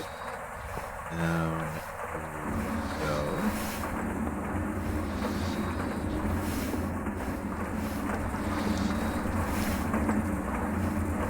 I am gonna have a heck of a time remembering what pipe is what, huh?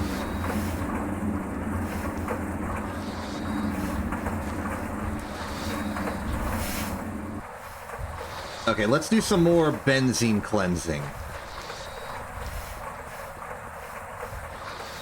Take what benzene we have, put it back into the system. Repeatedly extract.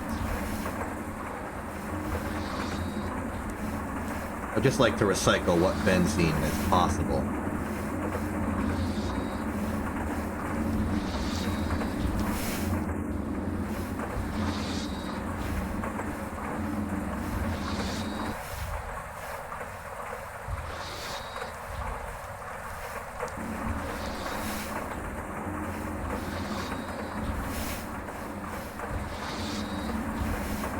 You done being full?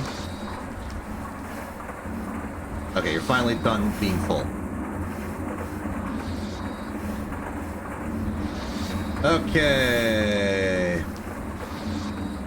Priority is strictly speed.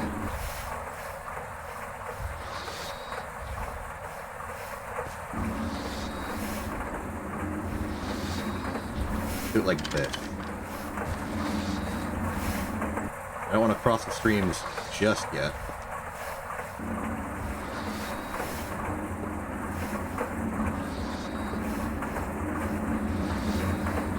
Toluene.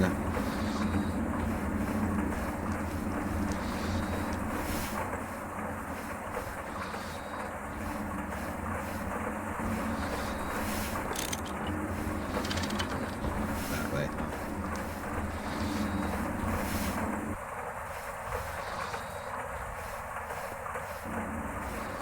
Yep, okay, discovered a detriment to the sloshing technology. How's about we let it slosh? There we go, now it'll go down here, and now it'll stay down here, and now this can connect. Toluene's in the system. Toluene is buffered, ready to go.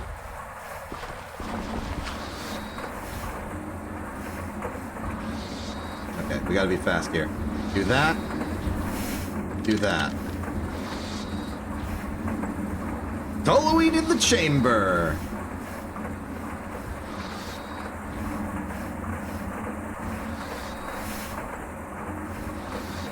And just like that, suddenly, our power problems seem very solved.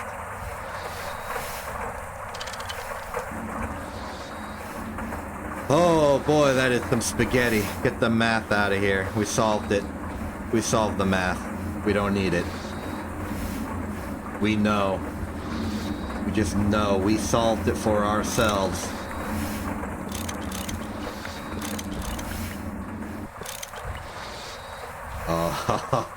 Oh, yeah.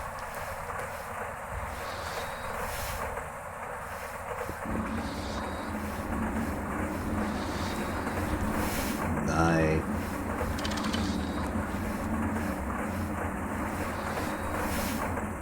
Now, strictly speaking, the benzene line is now completely separated from the rest of the network.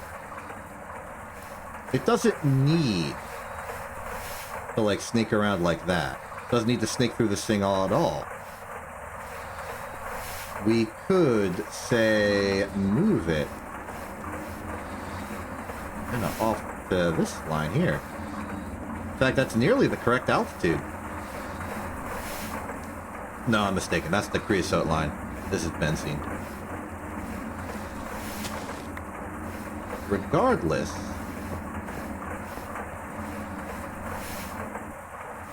there's merit to doing this.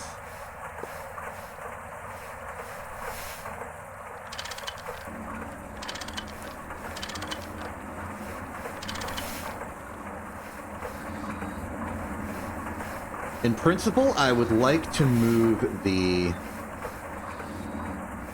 super benzene tank over here.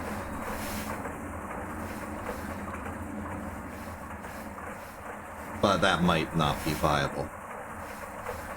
After all, picking it up will destroy my hunger and health. But this is honestly amazing. We're now fueling this whole process with itself without cutting into what is nominally the actual fuel supply. Every drop of benzene that this system produces is now being used in the rest of the factory instead of to sustain itself. It is instead being sustained by the byproducts we're not using. Phenol and toluene.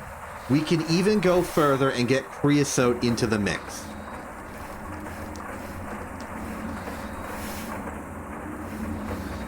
Wait, I have a new idea.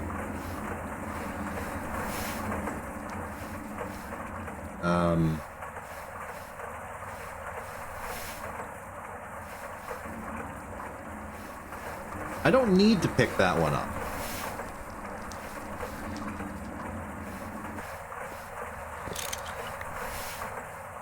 I don't need to.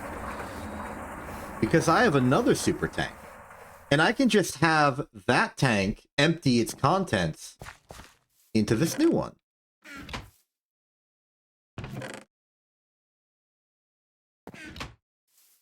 These tanks are fungible. If you play your cards right.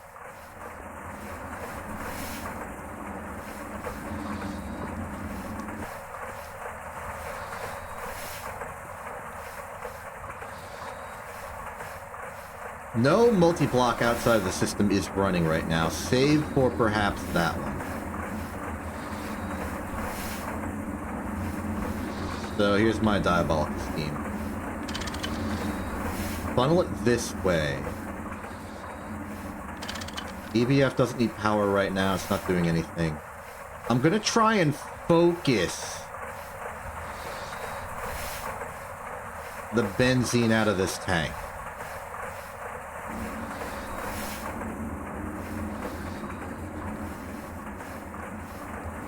And into here.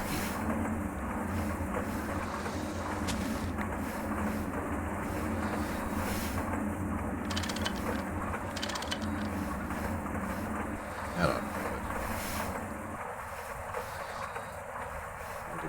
115,000. How are you looking? 312 and falling. Lock fluid. You're now benzene.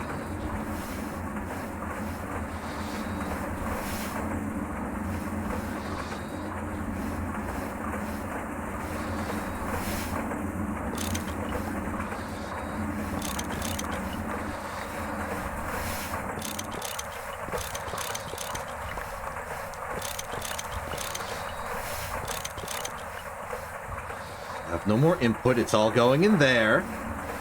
You're down to 220. This is working. I just need to remember to undirectionality these when I'm through with it. It would be awkward if I mess that up.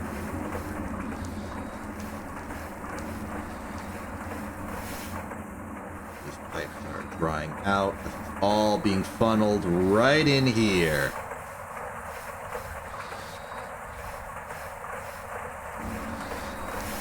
I could also just ferry over with the cells I'm holding.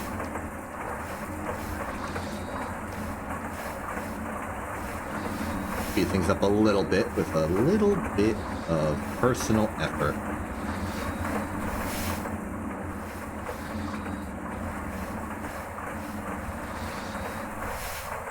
Okay. Fluid lock is disabled. Returning the whole thing to factory's default. 5, 3, 4. Pick you up. Beautiful! Now cancel that directionality, cancel these directionalities. Cancel that directionality. Cancel these directionalities. And then... output side down. Fluid auto output. Now it'll refill all the pipes with benzene, and the factory will continue to operate, having had no disruption to its service. I think I played that well.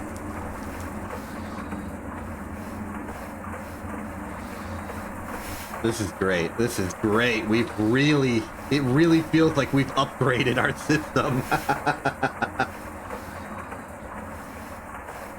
We can even siphon off some of the phenol. I don't want to siphon the toluene. That's too mission critical for TNT. We can siphon off a little bit of the phenol within our needs for other projects.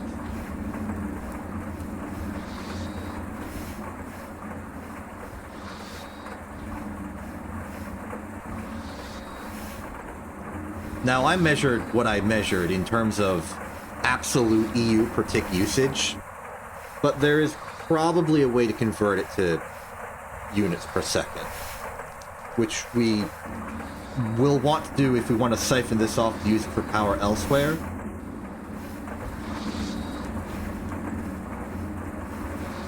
But knowing everything involved, I think we're good. I think we are very, very good. The dinky little fluid extractor is funny, because despite appearances, it is the most responsible for the amount of wood tar we're having. It's wonderful. It is wonderful.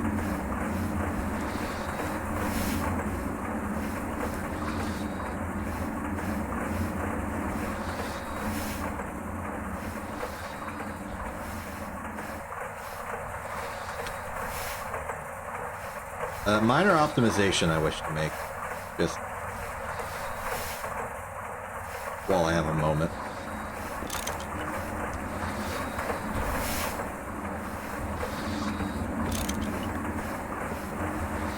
See if it won't let me do this.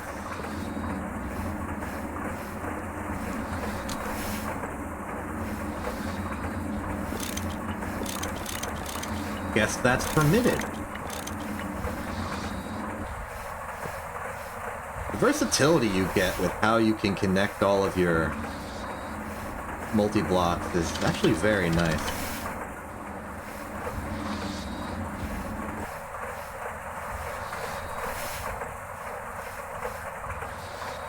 Heck, I could even move the fluid extractor over. Item output here, maybe, well, it would mess with the electronics a bit. I'll leave it.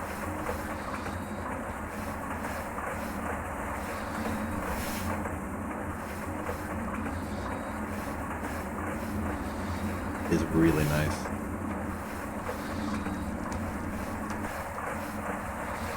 How are you holding up? Ultimately, we have to wait for the pipes to pressurize before we can trust that the system won't stall itself out. Like there's toluene going this way. Filling up this tank. This tank is filled. So these will eventually back up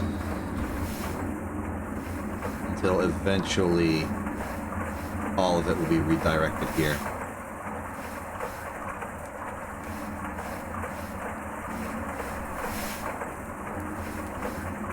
Oh, it's still running on benzene.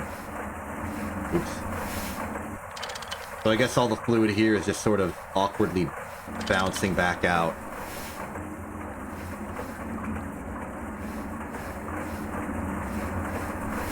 I can fix that, but I want to make sure this toluene is ready to swap. And preferably more than 100.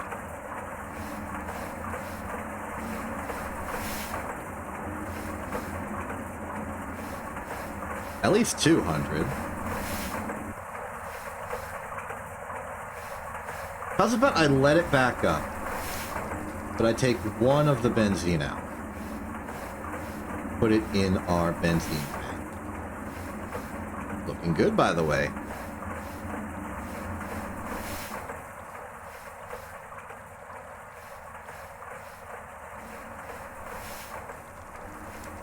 Next improvement to be made with power production is to remove the crop manager's reliance on creosote. And that would involve making the solar panel. How do you clean a solar... Oh, you just right-click on it, I think. I recall. Similar process can be done out here, though it's less beneficial because this still needs to do the processing. Either way, let's make a solar panel. Let's do Solar Quest. Alright. So there are some critical mission components we flat out do not have. But it's all medium voltage at this point. The only material that we cannot actively make ourselves right now is aluminum iron plate. Because that requires a medium voltage forming press. So let's make one. How do you make these? 2 pistons, 2 medium voltage circuits, some circuits, and a hull. Very easy. Pricey on the aluminum, but not like we have none. We got like 2 stacks in a bit.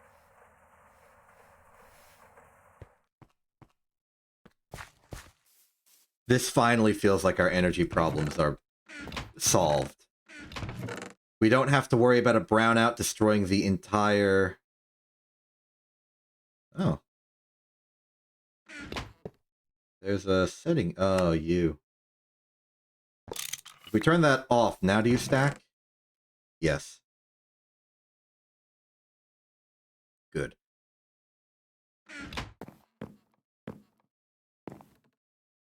Do.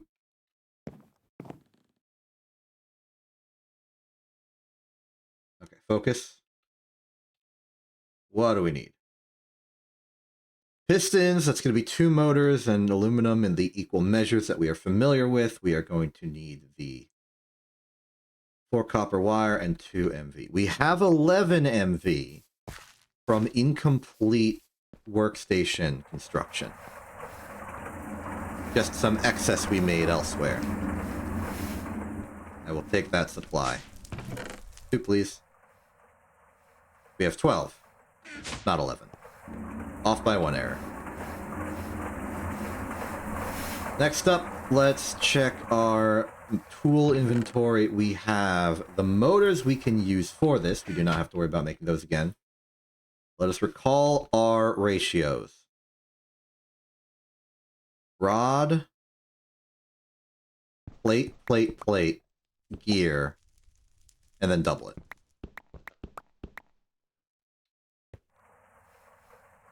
Fluid extractor will need to do that. Bending machine will do these.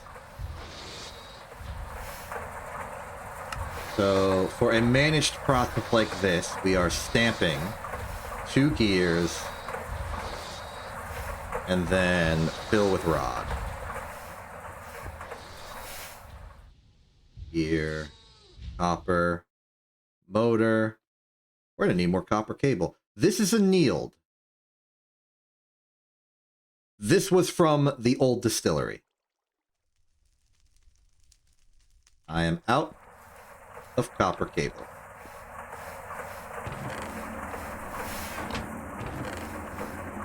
I am out of copper cable.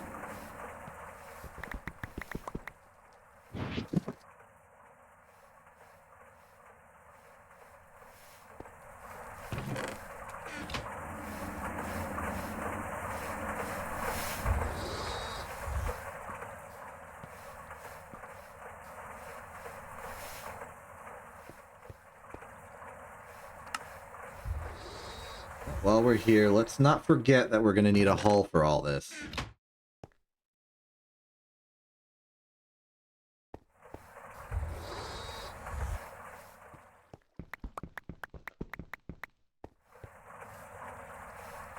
Which is even more copper cable than we needed already. 2 piston.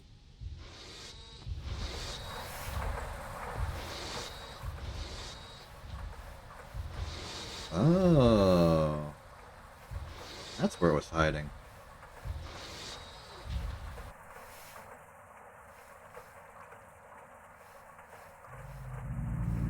It's a really simple recipe.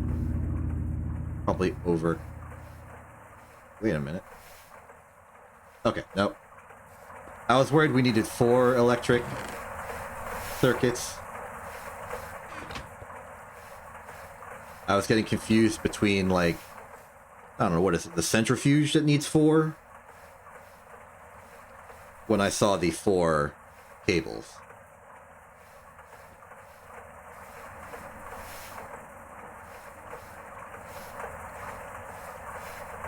Oh no!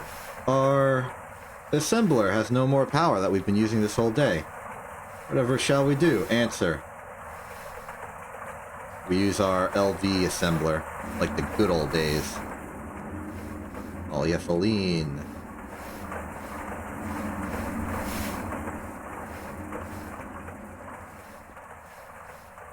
Pop. That's enough cable for right now. 2, please.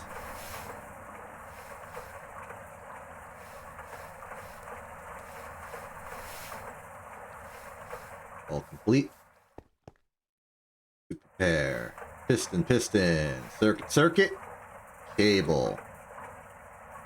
And here's our forming press. So with the forming press, we can now do medium voltage stuff. I'm going to put my forming press in the conglomerate. On top, replacing whatever was there previously. It's already hooked up, has power and ready to go. Now, how do we actually make this thing? 4 iron, 2 aluminum. And for the purposes of the quest, we just need the 1. Not that tough.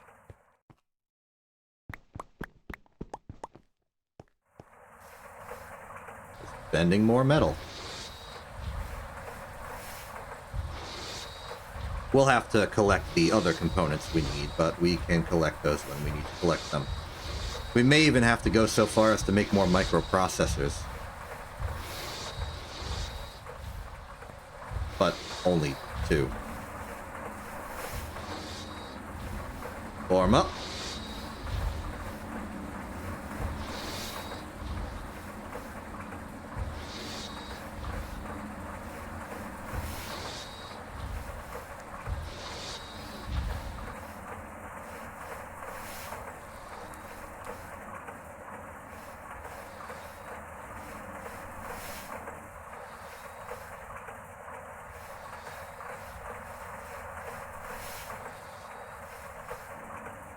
There it is. Alright, solar panel. Reinforced glass, that is glass and carbon plate. Carbon plate is simply compressed raw carbon mesh. I assume the autoclave's been hard at work.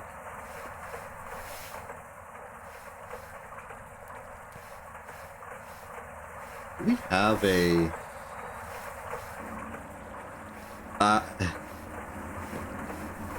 I don't know if we have a compressor.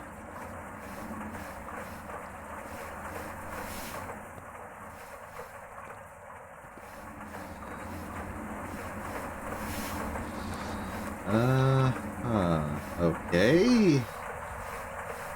New exciting problem. Wait, what the?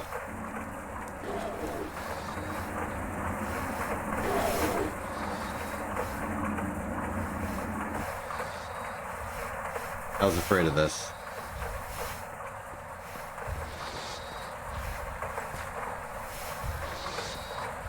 The toluene is being routed irresponsibly.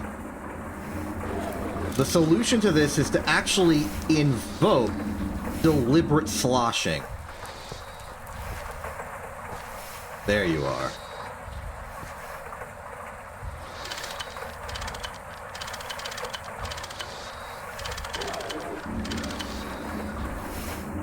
Alright, slosh your way out of there.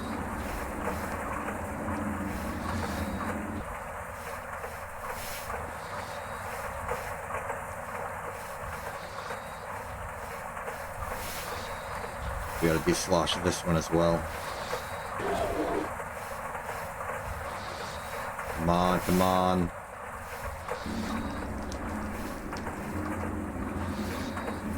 There we go. Cancel sloshing there.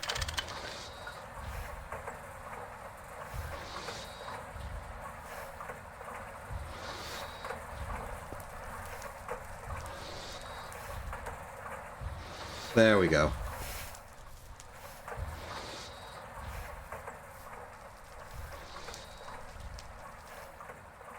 I think the responsible thing to do is to just permit sloshing throughout the entire system for toluene until such a time comes that it just sort of works innately.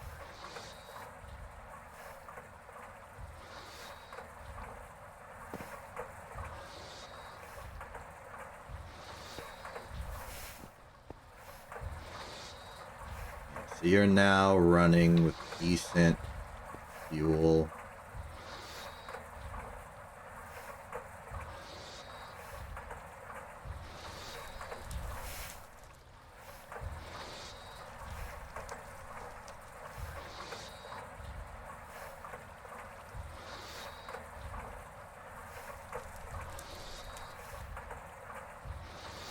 What's annoying about this is that it's not even a production problem. We're making enough toluene. The problem is that it's not going to the right place.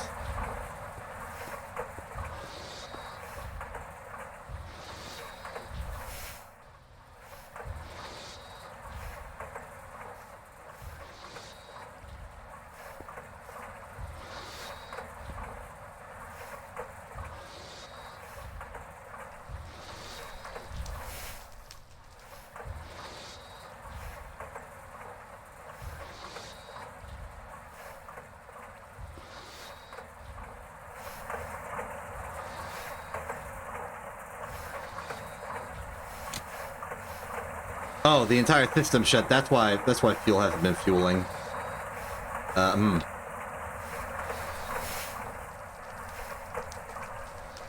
Has problems. Crowbar. Crowbar problem. Where'd I put the maintenance hatch? Where'd I put the maintenance hatch? Maintenance, where are you?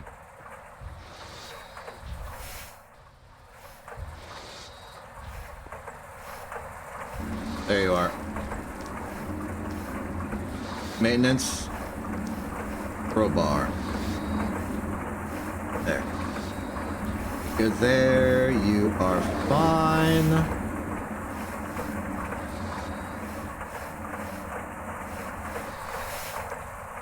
Okay, it's clear to me we are going to need to operate with a temporary fuel.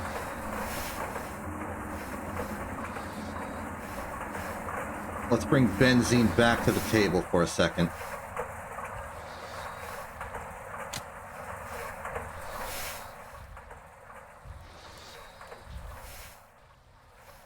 There.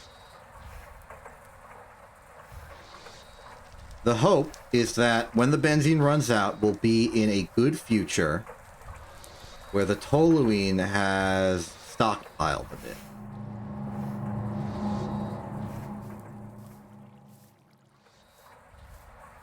Alternatively, we could check how the phenol's doing and maybe work off of that.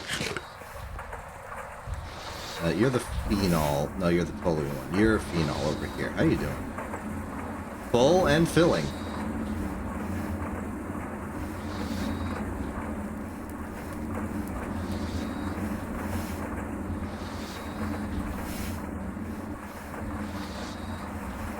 Can we run that math back again real quick? I had a revelation. So we see this 4096. But how is it distributed? 4096. So the first line is the pyrolysis oven. The second line is the fluid extractor. The third line is distillation tower 1. And the fourth line is distillation tower 2.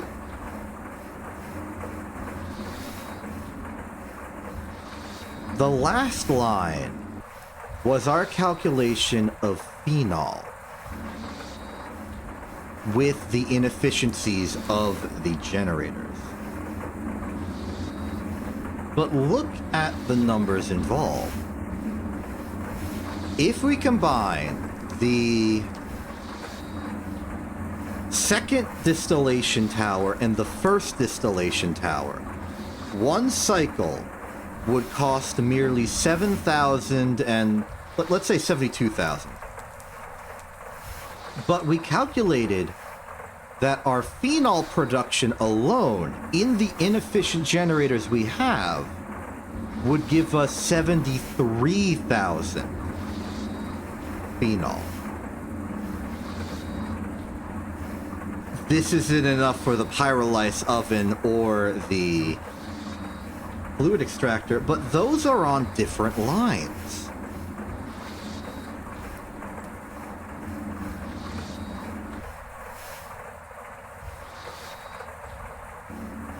Oh, I also realized a mistake in my math here is that I forgot to account for the ash centrifuging in these numbers. But that goes to solid my point even more.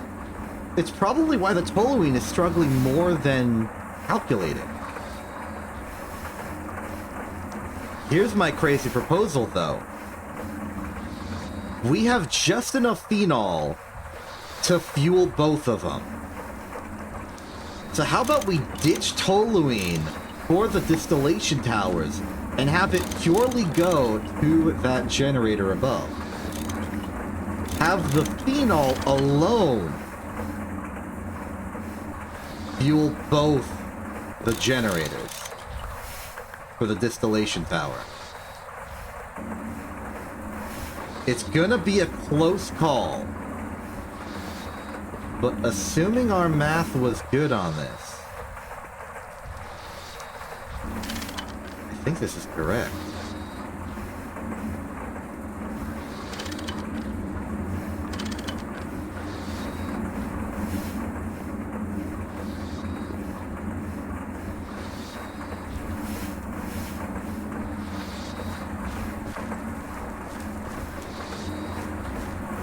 So right now, what we expect to see is this gas turbine running out of toluene. But while that happens, the phenol will back up. Meanwhile, all the toluene is now going into this generator, which it can very easily support. This means that we will effectively destroy our phenol backlog. But it will perfectly fuel these two generators provided that both distillation towers have no mechanical faults.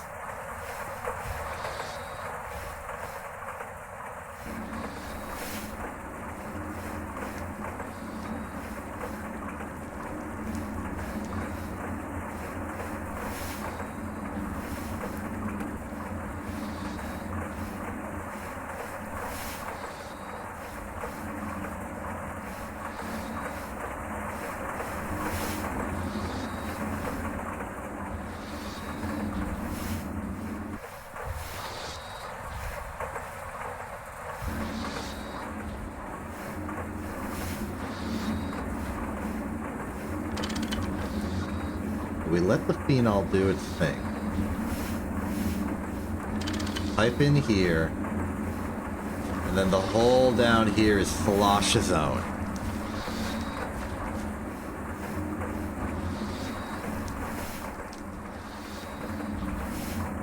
Now the toluene is safe to go in here and use its full fuel payload on the pyrolyse, fluid extractor, and centrifuge.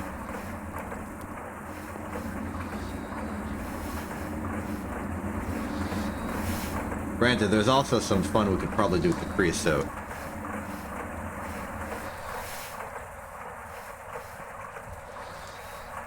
But for the time being, I'm mostly just interested in maybe using it for steam power once again.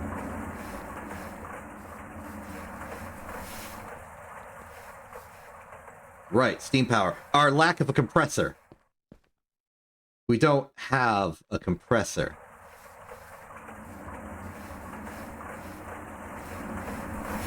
We can make a compressor. What's it take to make a compressor?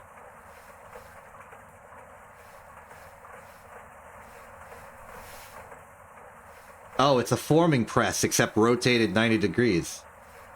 That's funny. I'm gonna check our electronic circuit supply. I may have burned through all of... I did burn through all of it. So we're going to want to make some microprocessors then.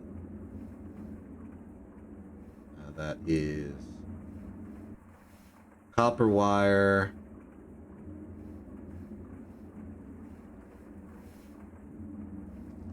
Okay, we're going to need 2 for the compressor and then 2 for each solar panel.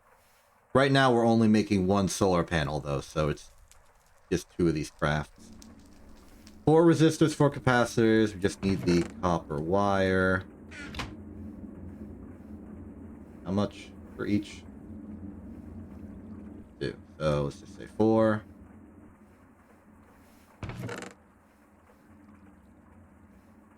4 of these.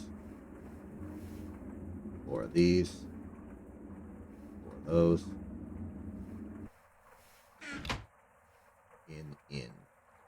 In. And we will just need 2 plastic circuit boards and 2 CPUs. That should be all. It was all. This will get us 4 microprocessors, which are 4 low voltage circuits. 2 shall be made for the compressor to replace our steam compressor once and for all. 2 shall be used for the solar panel we make with the compressor technology as a prelude. Get this math out of here. We're done with that. I am a little afraid that electrical wire cable inefficiencies will put our phenol number under my estimate. That said, as long as we're here when the shift occurs, we should be able to preempt it, or at least predict it.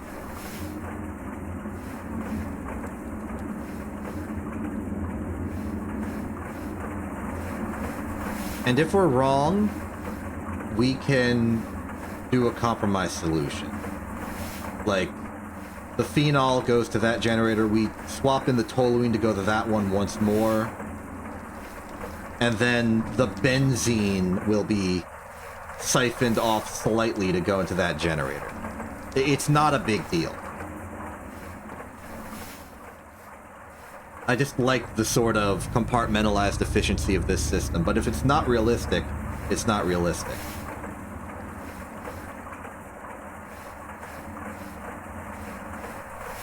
I'll accept that.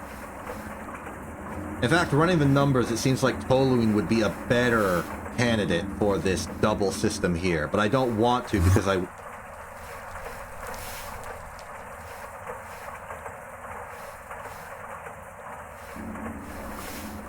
I want a backlog of toluene to make sure that we can make explosives later.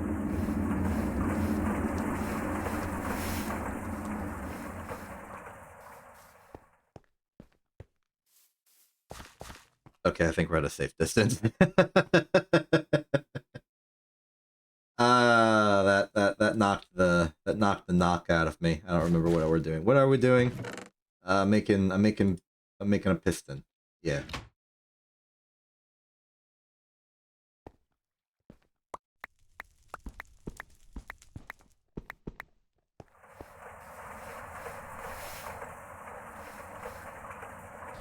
Do that. Similar system here. Stamp 1, stamp 2. Rod the rest. Do you have the tin for this? I didn't check.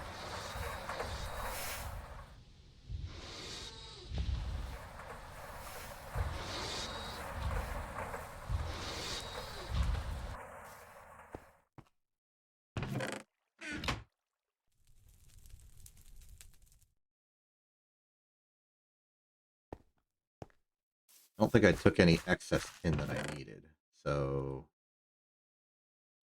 Insufficient tin!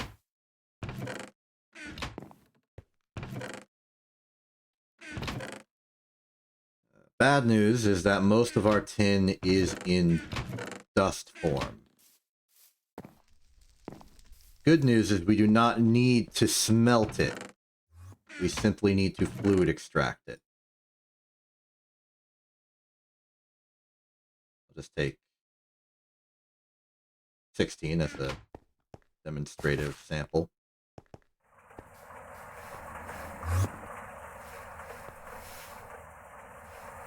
Fluid extract it out. Let's just make ingots. I could make rods. They can be turned into wires just as easily.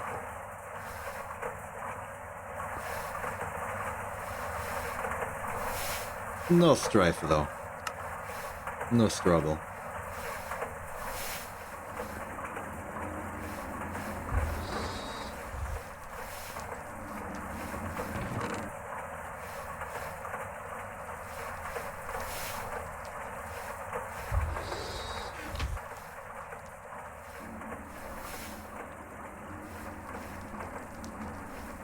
Well, we've opened up a free gas turbine we could use somewhere. If we so desire. I will probably desire. But I don't have a plan for it right now.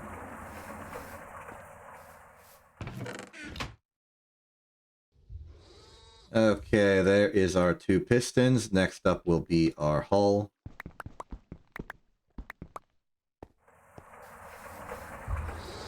It is now incredibly easy to make steel, by the way. The arc furnace into macerator into EBF is very fast. You can make a stack in as little as a few minutes. Much better than the primitive / bricked blast furnace over there. It's pretty much gone out of use.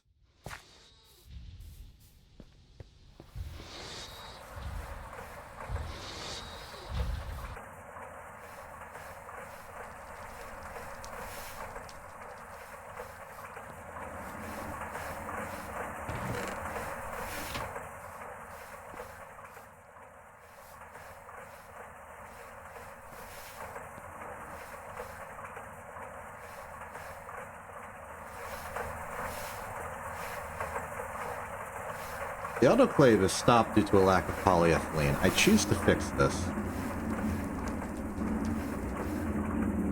Oh, wait. That's not good. It has occurred to me that there is another process along this line as well. Okay, the toluene thing is not... The phenol thing is not going to work.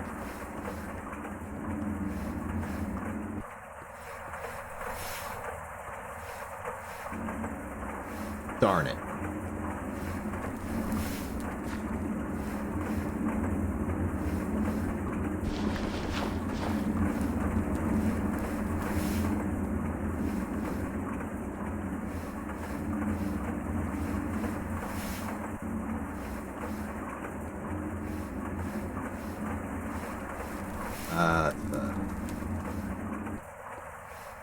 That there's mighty inconvenience. Mighty inconvenient indeed.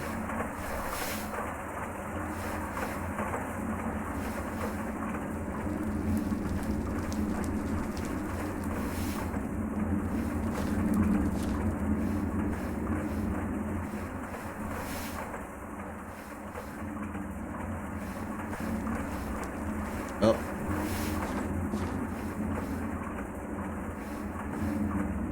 I'll sort this out again.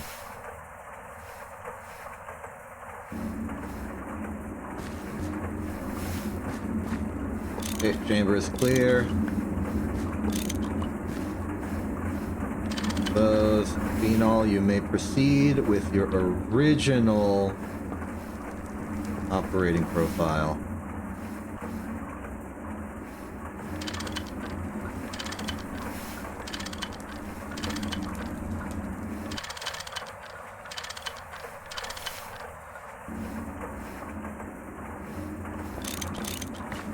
Full.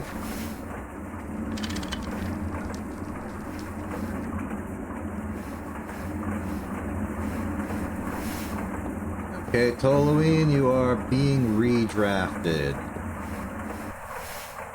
My apologies.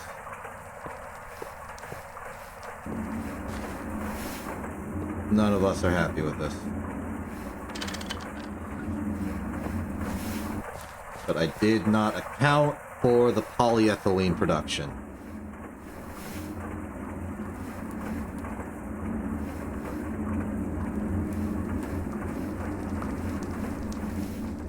And we're going to be dealing with slosh issues for the rest of the time.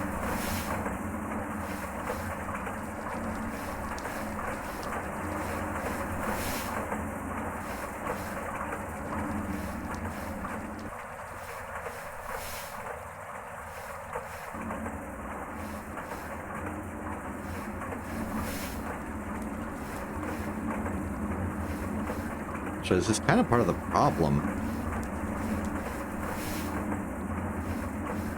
We only have 3 generators to split. I'm putting the math up again. We only have 3 generators to split the fuel requirements. So, with the way I've restructured it, the toluene is now fueling the 4096 and the other 4096.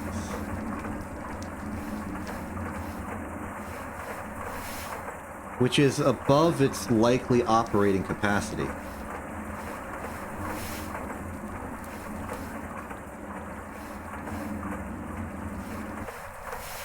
This is an issue. Okay, I think we need to cut the efficiency thing short. I need to accept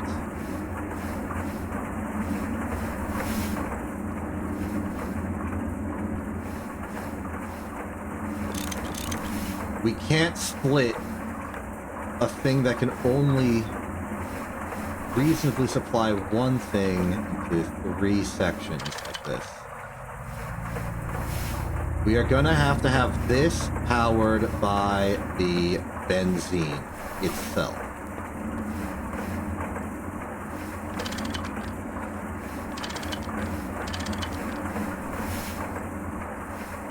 Not ideal, but preferable to the alternative.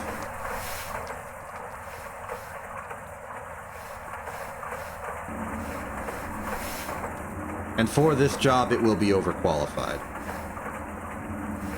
The other thing we could do maybe is have like 2 gas generators, one fueled by the toluene, one fueled by the phenol, both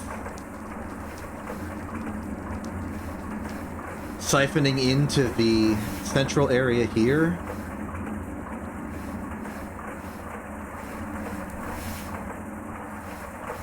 And I guess that could work, but I have no idea how the power would balance itself.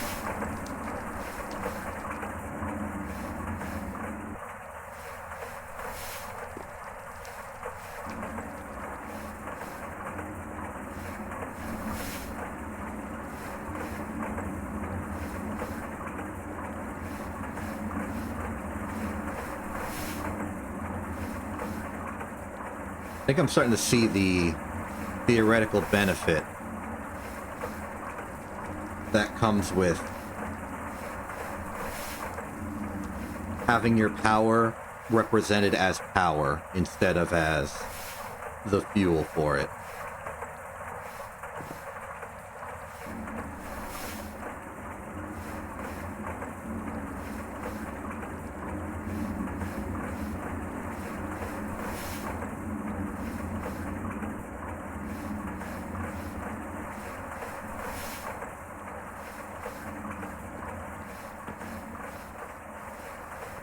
Well, back to the mission.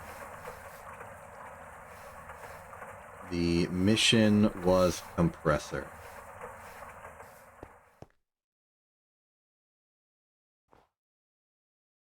Weird task to do, I admit. Person I hardly know. Someone's walking. Is it just the undercreeper from before? I don't know, I can't see them.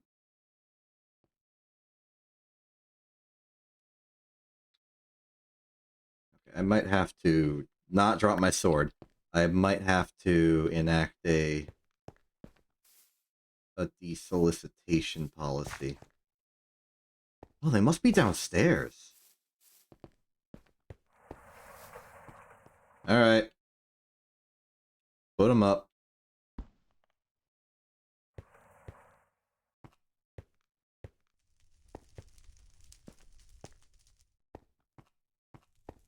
Are they upstairs?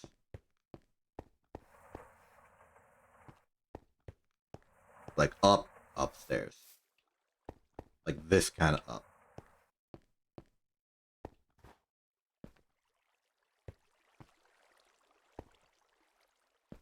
Yes, you are.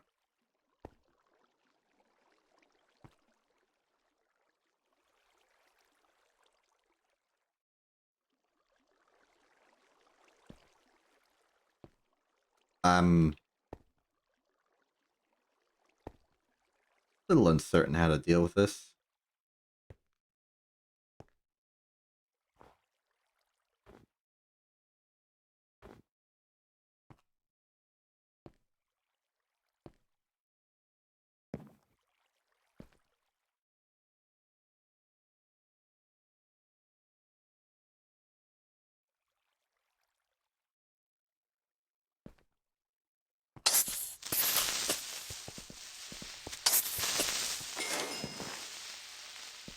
Dealt with.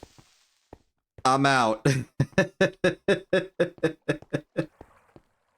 Oh boy. Alright, just the hull then.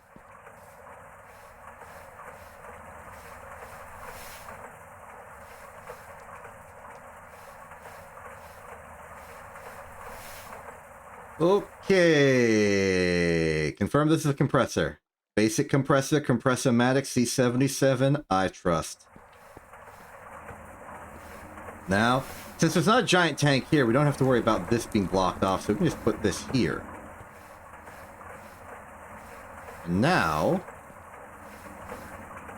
unraveling the chain of actions I've been performing these past few minutes. Pick up this polyethylene, put it in the autoclave so that we can get more carbon fiber.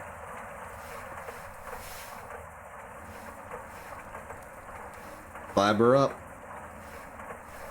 Alright, we fiber up and... Then we head to the compressifier to compress it. How much do we need for one? Oh, nope, I'm missing a step. We assemble 2 into 1 here. Circuit setting is 2. 2 into 1.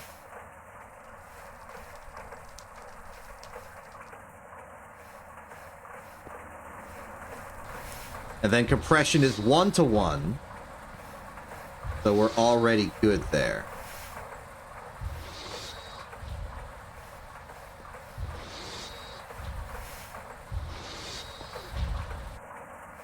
There's our plate.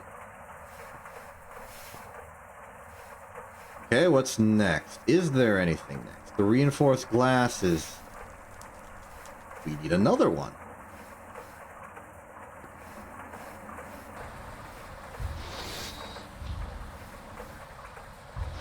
Circuit, wafer, reinforce that. We are going to need some red alloy wire. Easy enough to construct.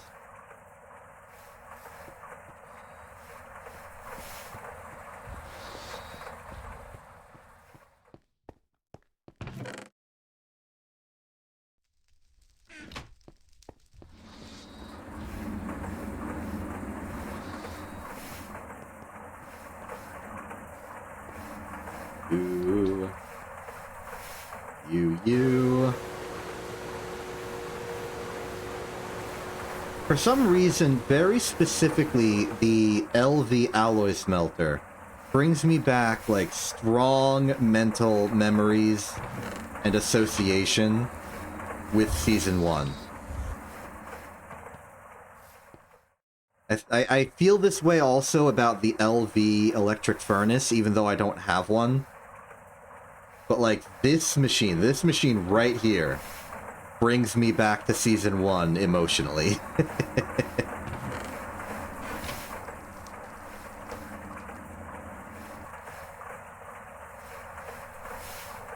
One, two, three, four, five, six. Oh, one. Wait, what? 1, 2, 3, 4, 5, 6, 7, 8, 9. Why would I guess it's automated. But it just explicitly costs more. For no benefit. And will simply craft it myself. It's cheaper that way. 1, 2, 3, 4, 5, 6.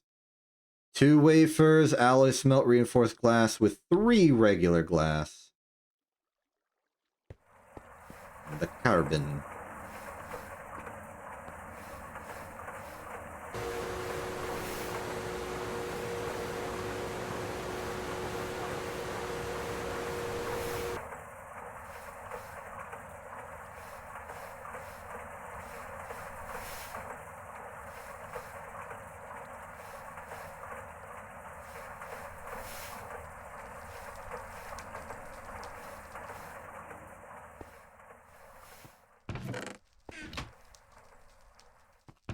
It's reinforced glass as is, right? Like, I don't have to make, like, reinforced glass plate.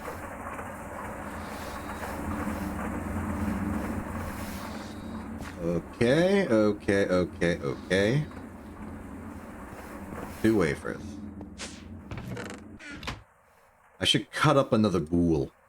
I was trying to hold out for maybe, like, doped wafer technology, but I don't think we're going to be there. Not with the supplies we have.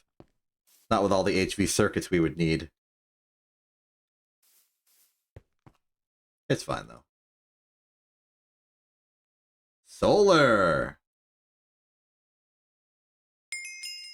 Sun power.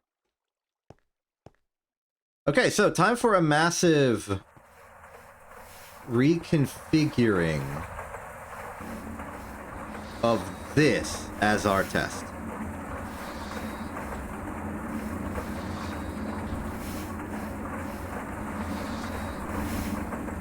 I really should stop doing my experiments with the production line that gives us any fuel and power.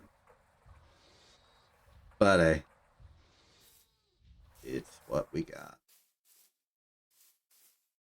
Alright, so...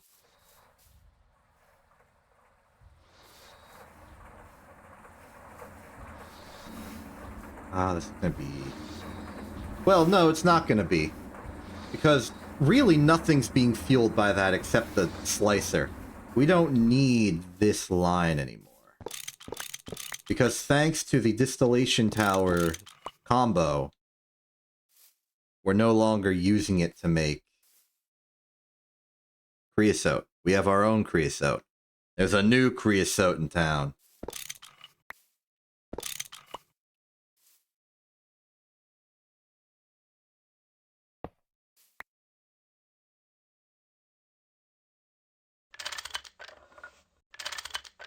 Not what I meant. What I meant.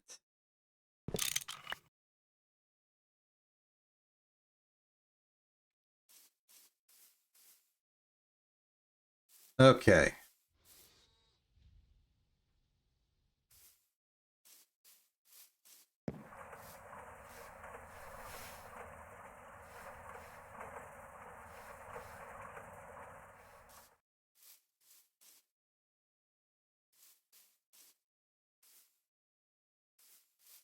We should be vaguely clear on saplings for the time being. And that barrel is full, so we do have time to make this change.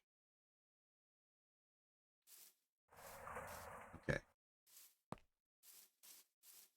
Given what I understand, I should be able to do this.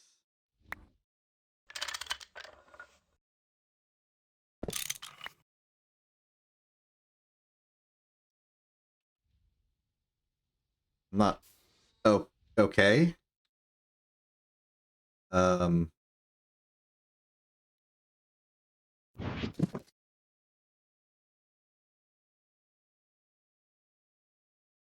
Alright, fun magic and wonders occurring.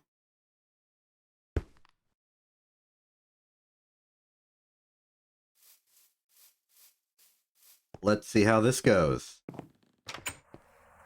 Next step is go downstairs.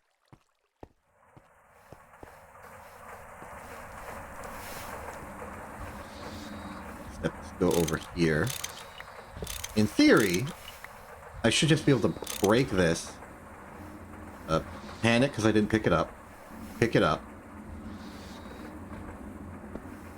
Put that. Are you looking? Looking alright? Okay. This now serves a different purpose.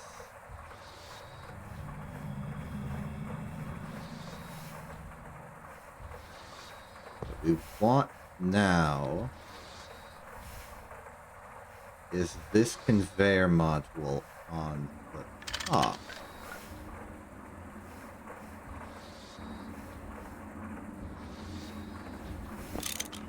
Can't see it from this distance, so bring it down here for a second.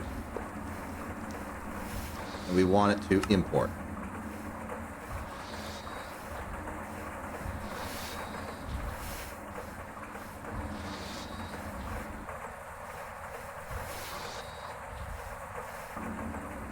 How about we make this simpler? Just put them on the bottom like that.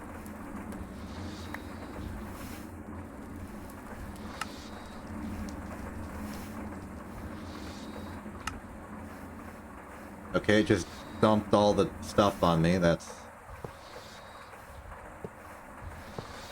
annoying, but fine.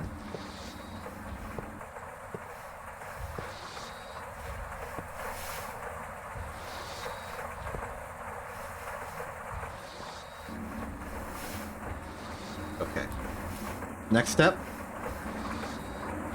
I'm gonna take the barrel. Oh, I'm gonna take more of this pipe. At minimum.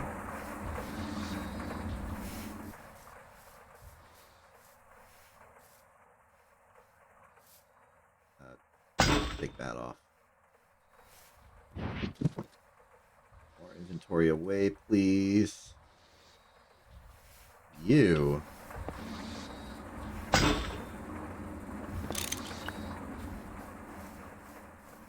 Now we have room for it.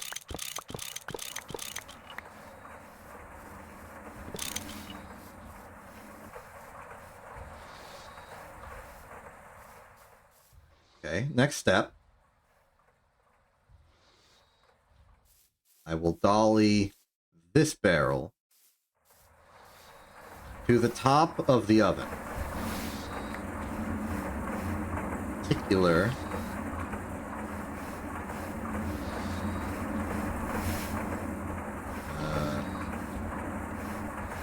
Here. Connect it.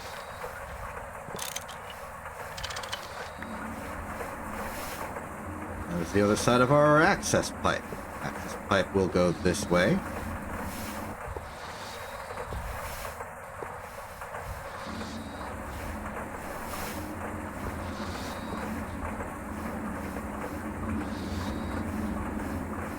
We are one short.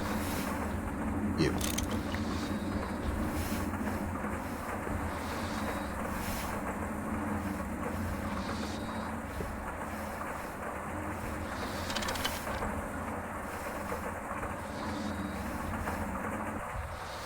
They should be funneling now.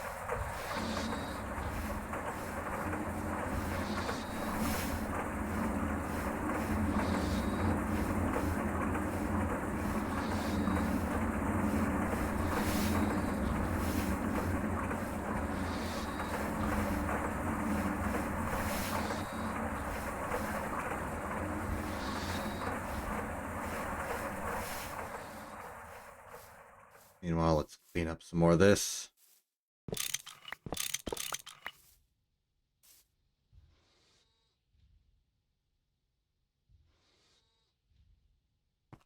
I'll break this glass. I just want to check if this is good.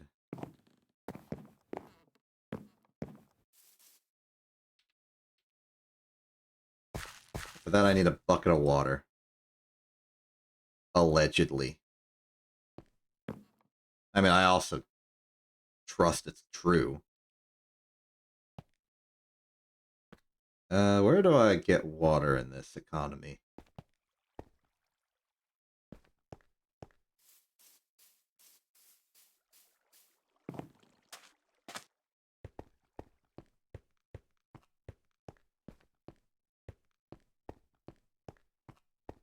Now, I have plentiful water, it's just I don't have a convenient access port to get the water into my inventory.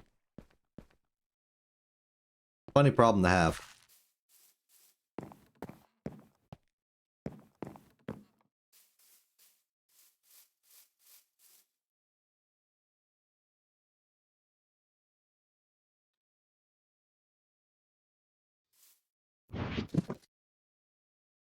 I'm gonna just try and trust that this is fine.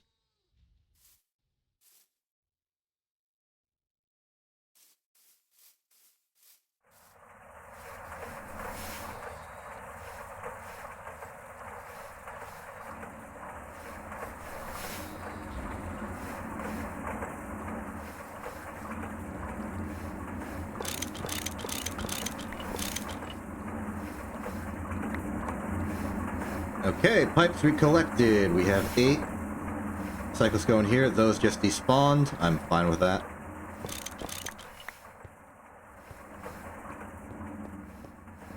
The coke ovens are now officially dormant.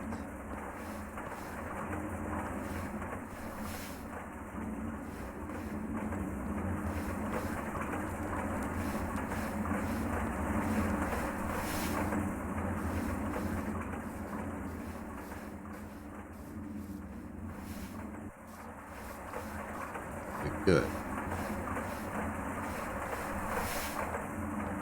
I'd like to check if we are good. It's farming, I think.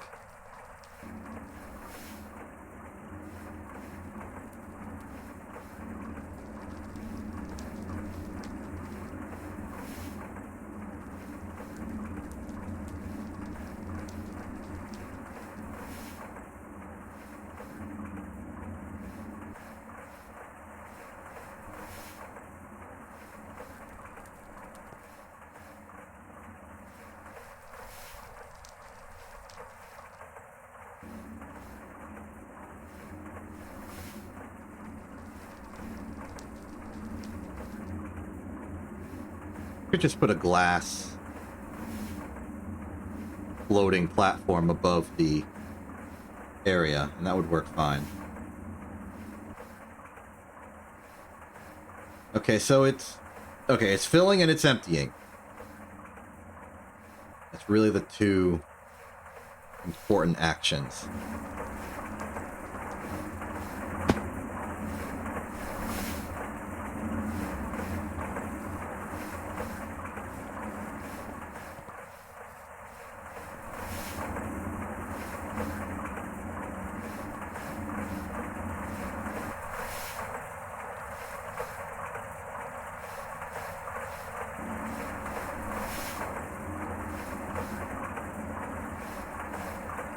Waiting for my opportunity to strike.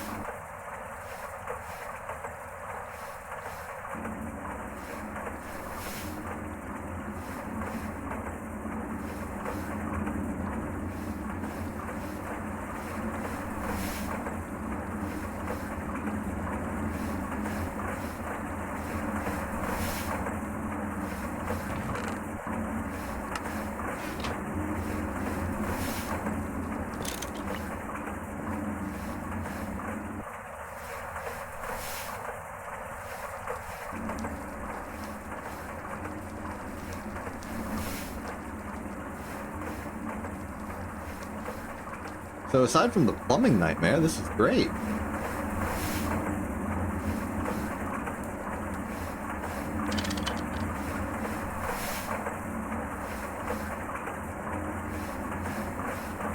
We're getting good benzene here. The rest is going into the super tank. How's fuel going over here? Phenol is full. Toluene is full. Check machine status. We are clear. We are clear. Everything is going lovely.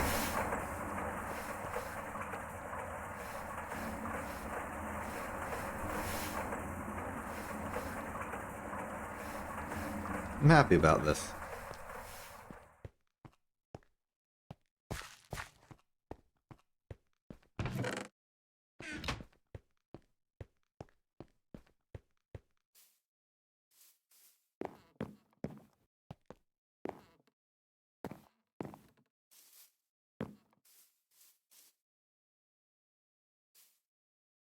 Let's do some cleanup on some of the old farm barrels up here. This may prove to be a mistake. The solar panel may cause our doom and ruination, but we'll adapt.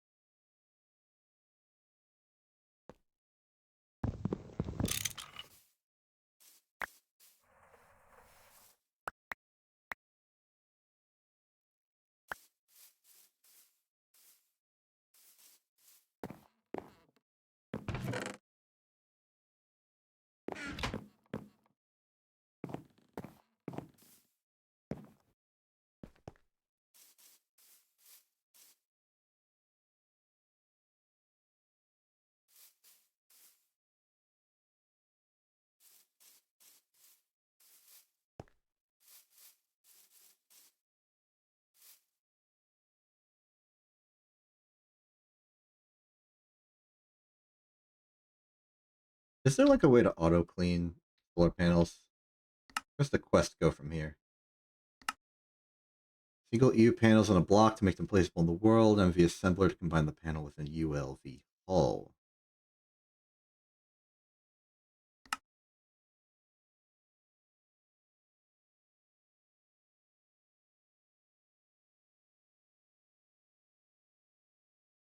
Truthfully, I kind of want to do that.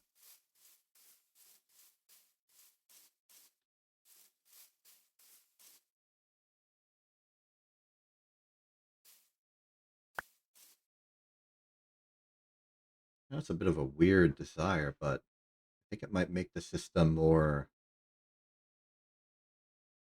accessible.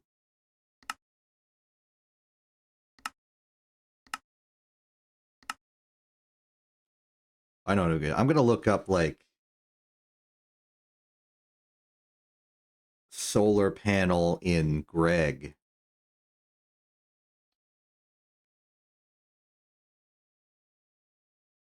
Solar panels are available from 1 U per tick all the way up to UV. Creating a solar panel of a given tier requires you to be 2 tiers higher than the panel. I.e., to make a low voltage panel, you need to be in high voltage. Solars are a viable power source from MV up to UV, but are never a main power source due to their tier requirement.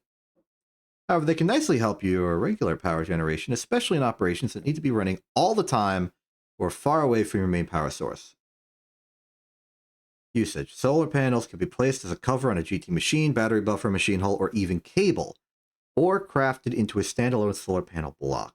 Cover-type solars need periodic cleaning by right-clicking with empty hand while having a bucket of water in your inventory, or their output will decrease. Solar panel blocks lack this disadvantage. Also, you don't need to protect them from rain.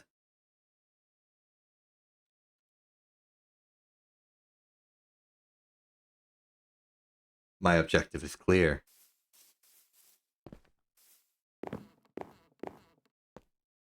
Okay, we get ourselves some rot. The solar rot.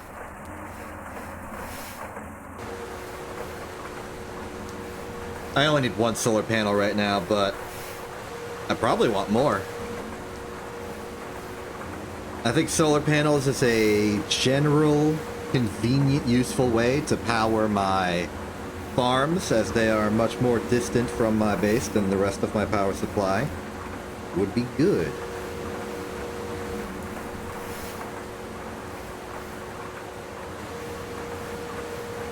And maybe I don't need all this wrought iron, but what I don't use I can just turn into steel.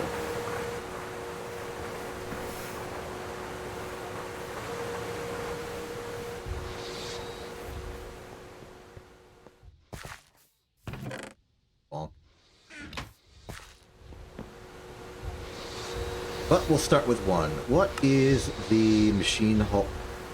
Lead cable. It actually feels like it takes an effort to make that kind of cable. I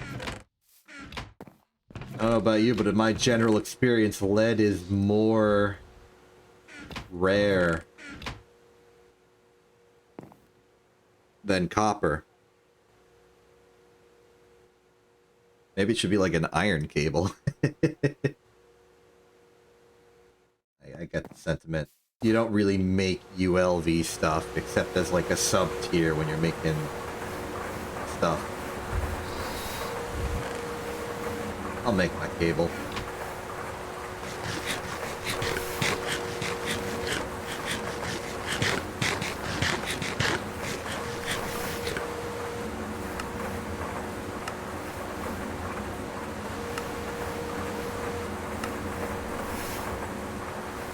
There was a...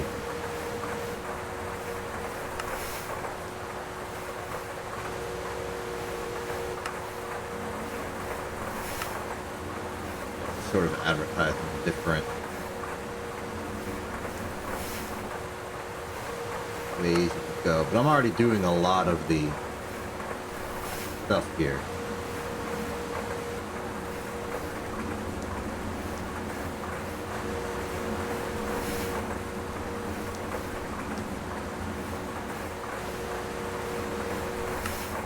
Ethanol and methanol are two different chemicals, but they are both output from distillery towering fermented biomass of wood vinegar. Between the two, you can make ethylene and then polyethylene by adding sulfuric acid and oxygen. Biodiesel, dense hydrazine, rockwood. Some chemicals for hog. Many other things such as chloromethanol. For future processing lines, you're going to want to have these stocked up. They're both also power sources if you end up with full super tanks. Their fuel values aren't the best, with ethanol 192 and methanol 84. But they are perfectly capable of fueling your power gen setups, leaving your best fuels free to power your main base. Even if you're using them for biodiesel and polyethylene at the same time, it's quite likely that you'll have leftovers. If you have the choice to use any of the two in a recipe, choose methanol, since ethanol has a lot more EU per bucket to give. Also note that you get almost no ethanol from wood vinegar compared to methanol. On the fermented biomass side, the amounts are the same. Good to know. Really, I'm here for the benzene right now, toluene for explosives, for tech compression, but if we are going into the higher tiers, I expect we're going to need to do more chemical processing. And having more random eens and alls will undoubtedly help. I forget what I am doing.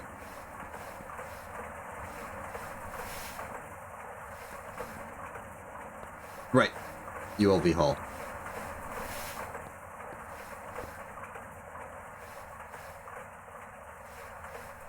A lead cable.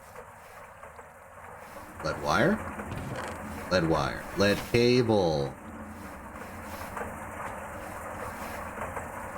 Cactus. Lead cable. ULV machine casing.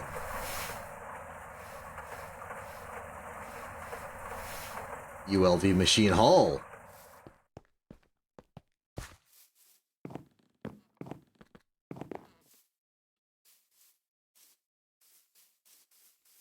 Alright. To the Shadow Realm with thee. Ah!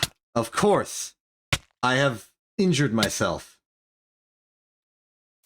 I forgot about the broken glass protocol. Okay, let's see here. Assembly machine. Medium voltage assembly required. And the soldered thing. The soldered thing.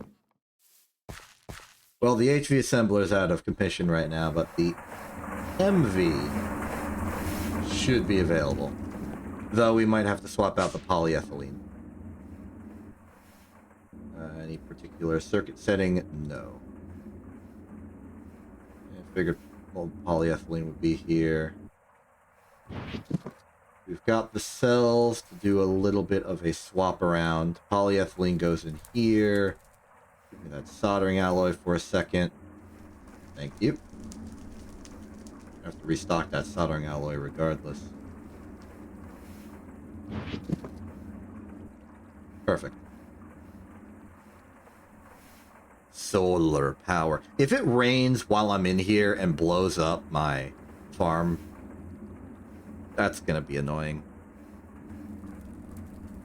It would also be hilarious.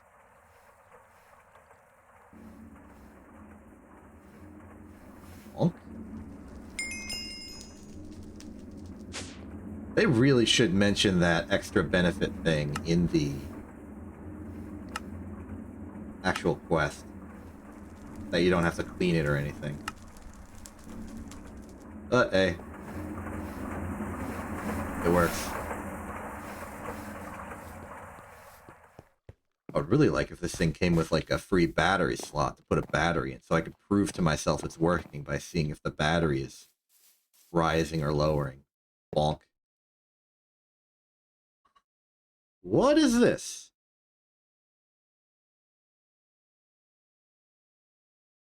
Is this the battery I ordered?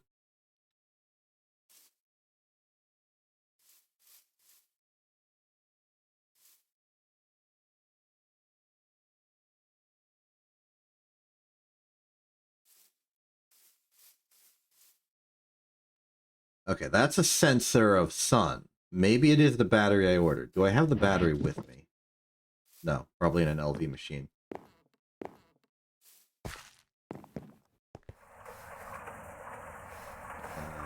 You. I need to expend you somehow right now.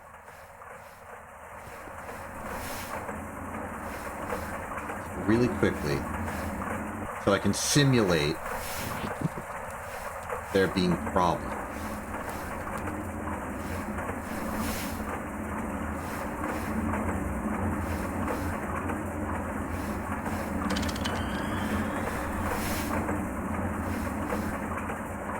internal buffer has run out, and you are now draining.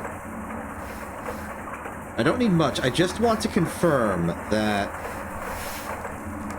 overall, the crop manager is going to sustain itself. And I will prove that to myself by the battery being charged while the farm is in operation.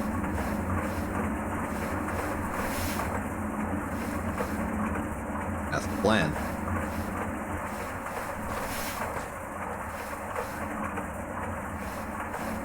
And then with this test complete, proven as good, we will have a template to actually bring all of the other farms into operation. Given everything I've seen, I think our first priority is going to be the salt farm.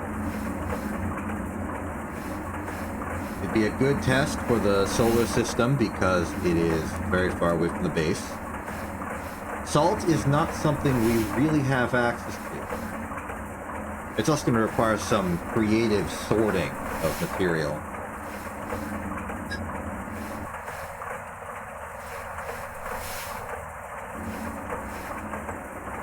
And it'll give us that saltpeter for the reinforced glass. It will reduce our requirement to have obsidian. It will give us salt for sodium and chlorine, which are chemical elements that we use throughout the base and the future.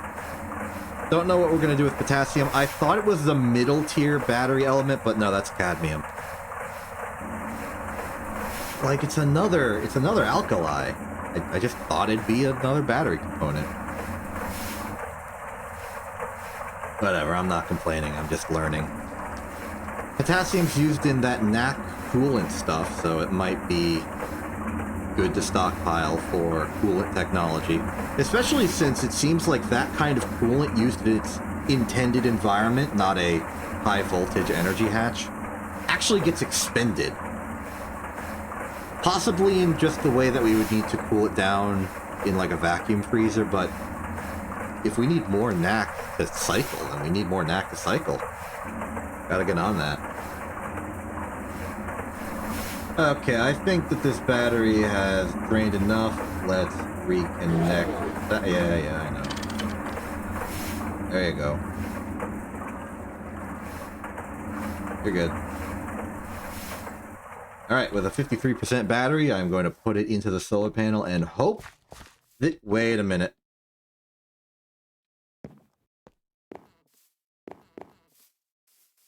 It just occurred to me. This is a ULV, air quotes, solar panel. If I put the battery in, will it explode? Let me read more. From the wiki.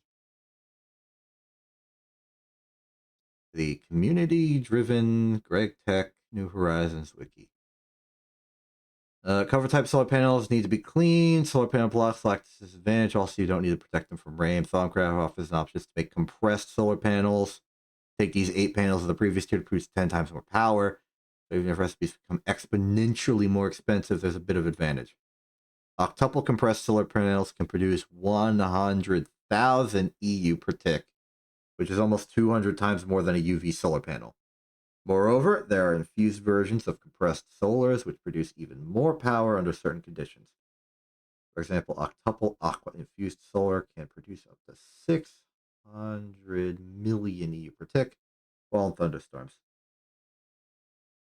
Starting from triple onwards, it will require infusion. Read Infusion Automation Guide for help on automating these solars. Maximum tier is 8 and requires 8 to the 8 1-volt solars. That's all it says. New question. Is it actual, like, do I have to worry about this being technically 1 EU per tick voltage? Like, is it even producing power? I'm going to put this in, and if it explodes, it doesn't explode. It's charging the battery. Also, with how fast it's charging, I no longer have any fears.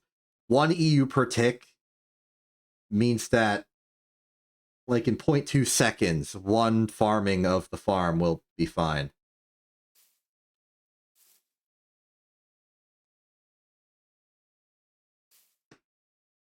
I guess solar panels don't really follow the normal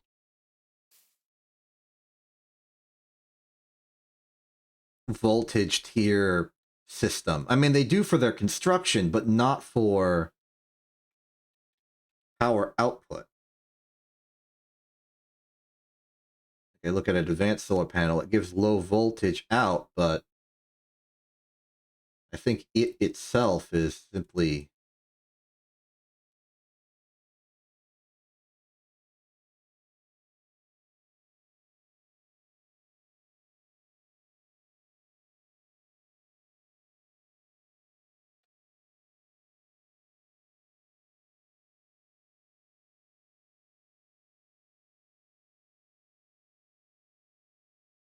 Solar panel. These are the compressed solar panels I was told. Yep, just a bunch of solar panels, reinforced aluminum iron plate, and you got a combined thing. 10 of you per tick. I'll put it max 32 at 1 amp.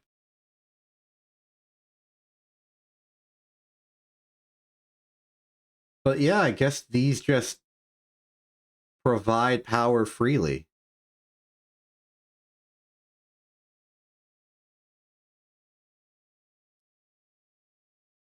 Interesting.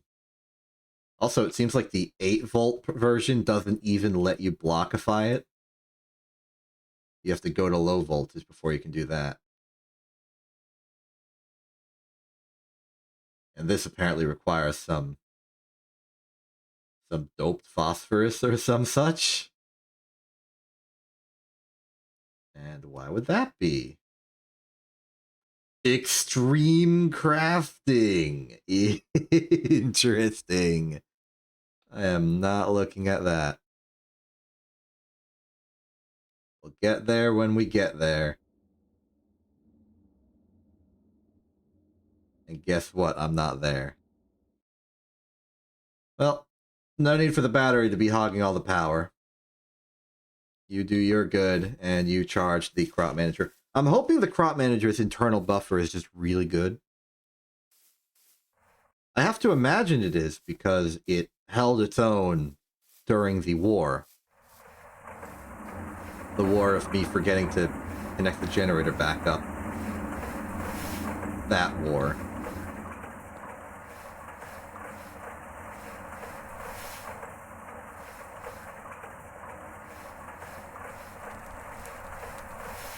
So that proof of concept, I think we want a lot more solar panels. A couple more crop managers as well. I may want to usher in and I've mentioned this before, but I may want to usher in another ECE. Electronic Circuit Era. We get a stack of those, make the solar panels, make the crop managers, start putting our farms to industry.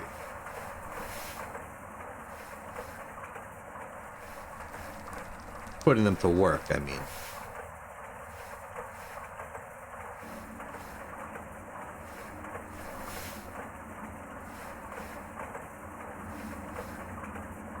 We also got this semi-fluid generator. This was powering the farm. Until right now.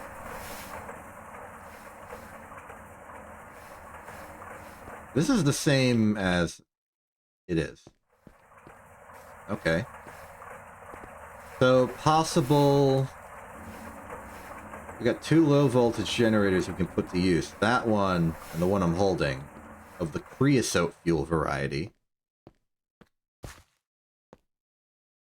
And that is tempting.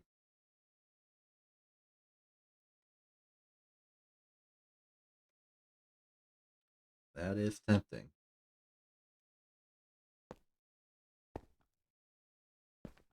We can move the slicer somewhere else.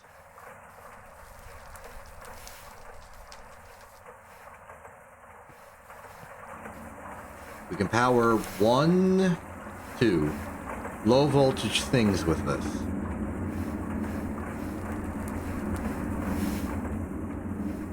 Could be this. I know we were powering it with creosote before, but we could return to that era.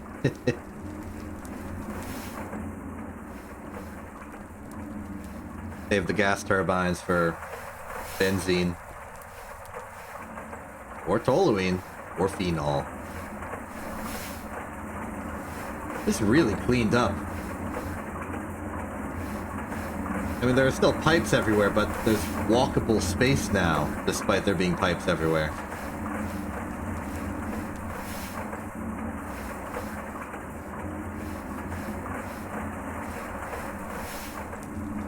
How is the fuel holding up? 540? That's just about as much as the old giant tank could hold. 538. Is there any anomaly here? Nope, just everything running.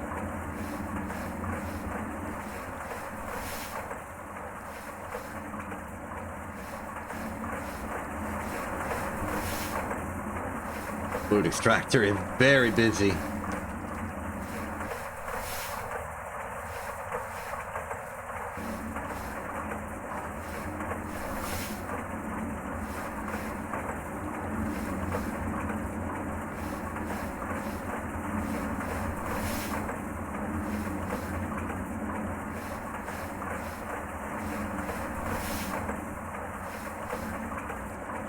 What if we powered it with the creosote?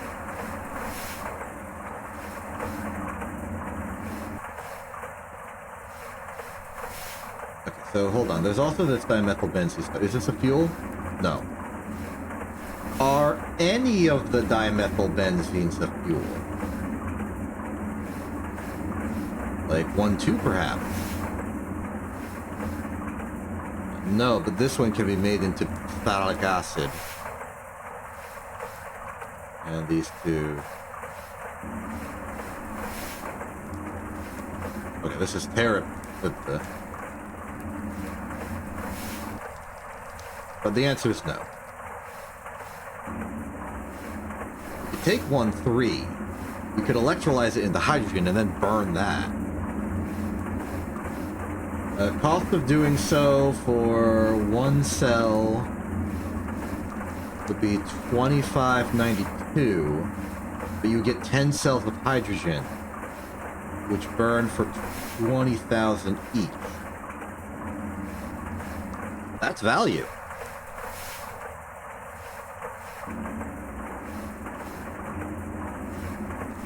That is technically value. At least in the sense that the electrolyzer fuel itself.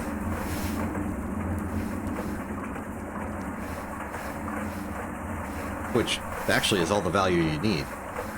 No, because we wanted to use the hydrogen elsewhere. We can at least power the fluid extractor.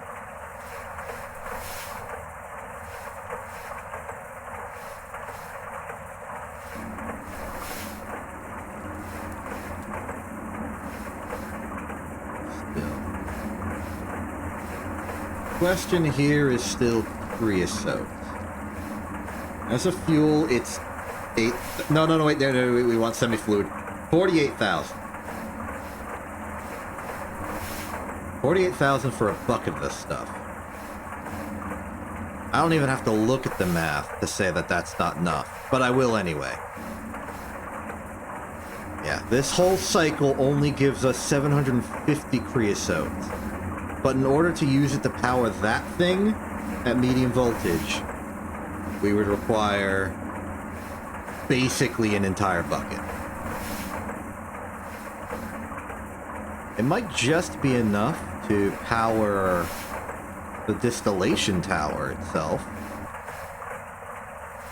but it's not worth it.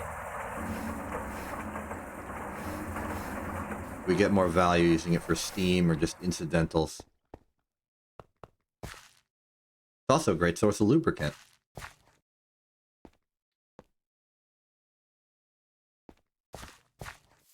But okay, I'm thinking in circles. I'm also running in circles. Let's go back to the salt farm and just sort of look at it, because that's logically the next step.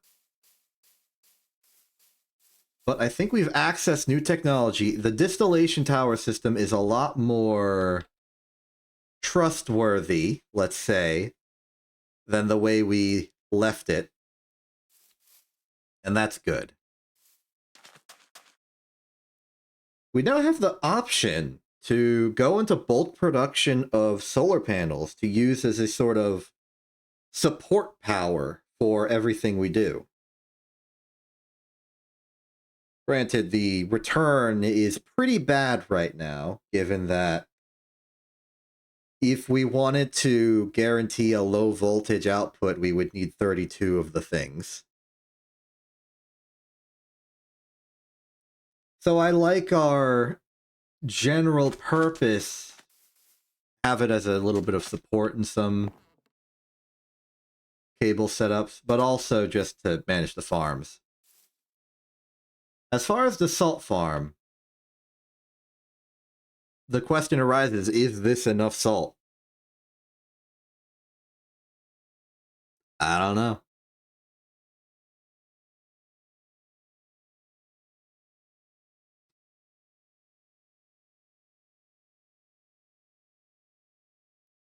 Maybe we got to do the tree farm thing and have this be 3 layers, because this is going to be an industrial crop. I suspect we will need a lot of chlorine. And this is our chlorine. It's also free sodium. But I'm in it for the chlorine. The saltpeter's nice. Make our glass better. Actually, how about we do a little bit of window shopping? What can that glass be used for? Solar panels, the higher tier machines, solar boiler.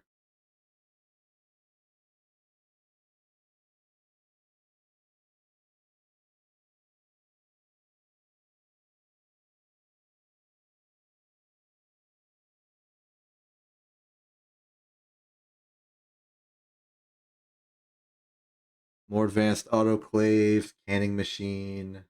I don't know why I'm doing it through the crafting recipes. The elves will trade for it. Reinforced door. 18K space cell. Solar panel. Solar panel. Solar panel. Irradiant glass pane. Laser vacuum pipe. Quantum glass.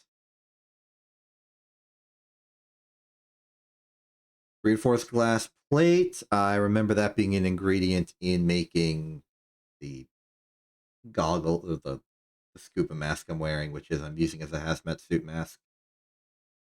Molten reinforced glass is a thing. You can extrude it into oxygen pipe for space stuff, I assume. It's part of the magnetic flux exhibitor, industrial precision lathes, PCB factories, dissection apparatus, big barrel brewery, the drone center, solid oxide fuel cell, extreme heat exchanger, advanced assembly line, neutronium compressor, neutron activator, large electric compressor, industrial autoclave, the assembly line, long edition. Hot isostatic pressurization unit, solid oxide fuel cell Mark 1, and the integrated ore factory. And did I or did I not use it as part of the clean room? Used for many of these quests, many of them about those multi-blocks. Molten reinforce is just used to reshape it into whatever you want, like the plate, which is then used to make the lens, which works like the... Oh, this is a weird department of lens. It's Firestone, Nether Star, Force, Ender Pearl, Ender Eye. These are considered the same color. Interesting. turn moon rock into moon dungeon, turn wafers into wafers. What is that about? Space wafers. Spacers. Used in orbs. Used in sensor. All the stuff. Various things. Things before seen. Not by me. Not the point. Point is, technology is advancing, and we're advancing because of it. And I'm happy about that fact. We can now prep farms. We can now benefit from the farms. This will require a lot more processing, but it's cheap processing. I think we're going to be making a lot more low voltage type systems for a bit as we just sort of get industrial automation going. And I believe that the salt collection and cultivation process over here will be the first big thing done on our giant stone platform. I suppose I should move the rest of the machines onto the giant stone platform, but all the pipes and cable needed to connect everything is going to be a pain. In addition, I was looking into things we could do. I need to remember... Right. I went and did a little bit of nether mining to just get the quest prerequisite for this out of the way. So we can technically start some applied energistic stuff, though I don't know how useful this will be given our current technology level. There's probably some cool stuff there, though. And what's this? There are a lot of meteors on the surface, but there are more underground. In order to find those, you'll want a compass. Compass will only tell you the chunk has an asteroid in it. With your ore finder wand, you get a better idea where in the chunk the meteor is hiding. So you want me to make this, and then go find stuff. Acknowledged. At what point do we feel like we can't go any further? This is just... Okay, this is extremely simple stuff. Cable anchor. It's just itself. Look, I'm just looking at it. I thought it was unlocked. I'm not even using... I'm using regular pipes. Check out Distillation Tower 2, by the way. It's using its products to power itself. It's a perpetual motion machine. And it somehow made the pipes even less cluttered.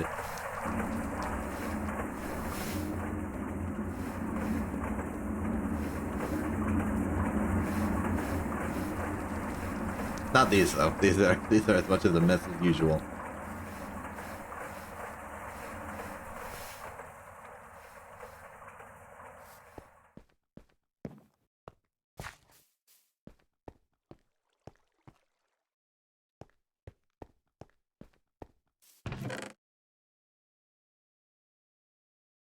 Everything looking fine. We got power. We got more power. Let's put the power away. I don't have room to put the power away.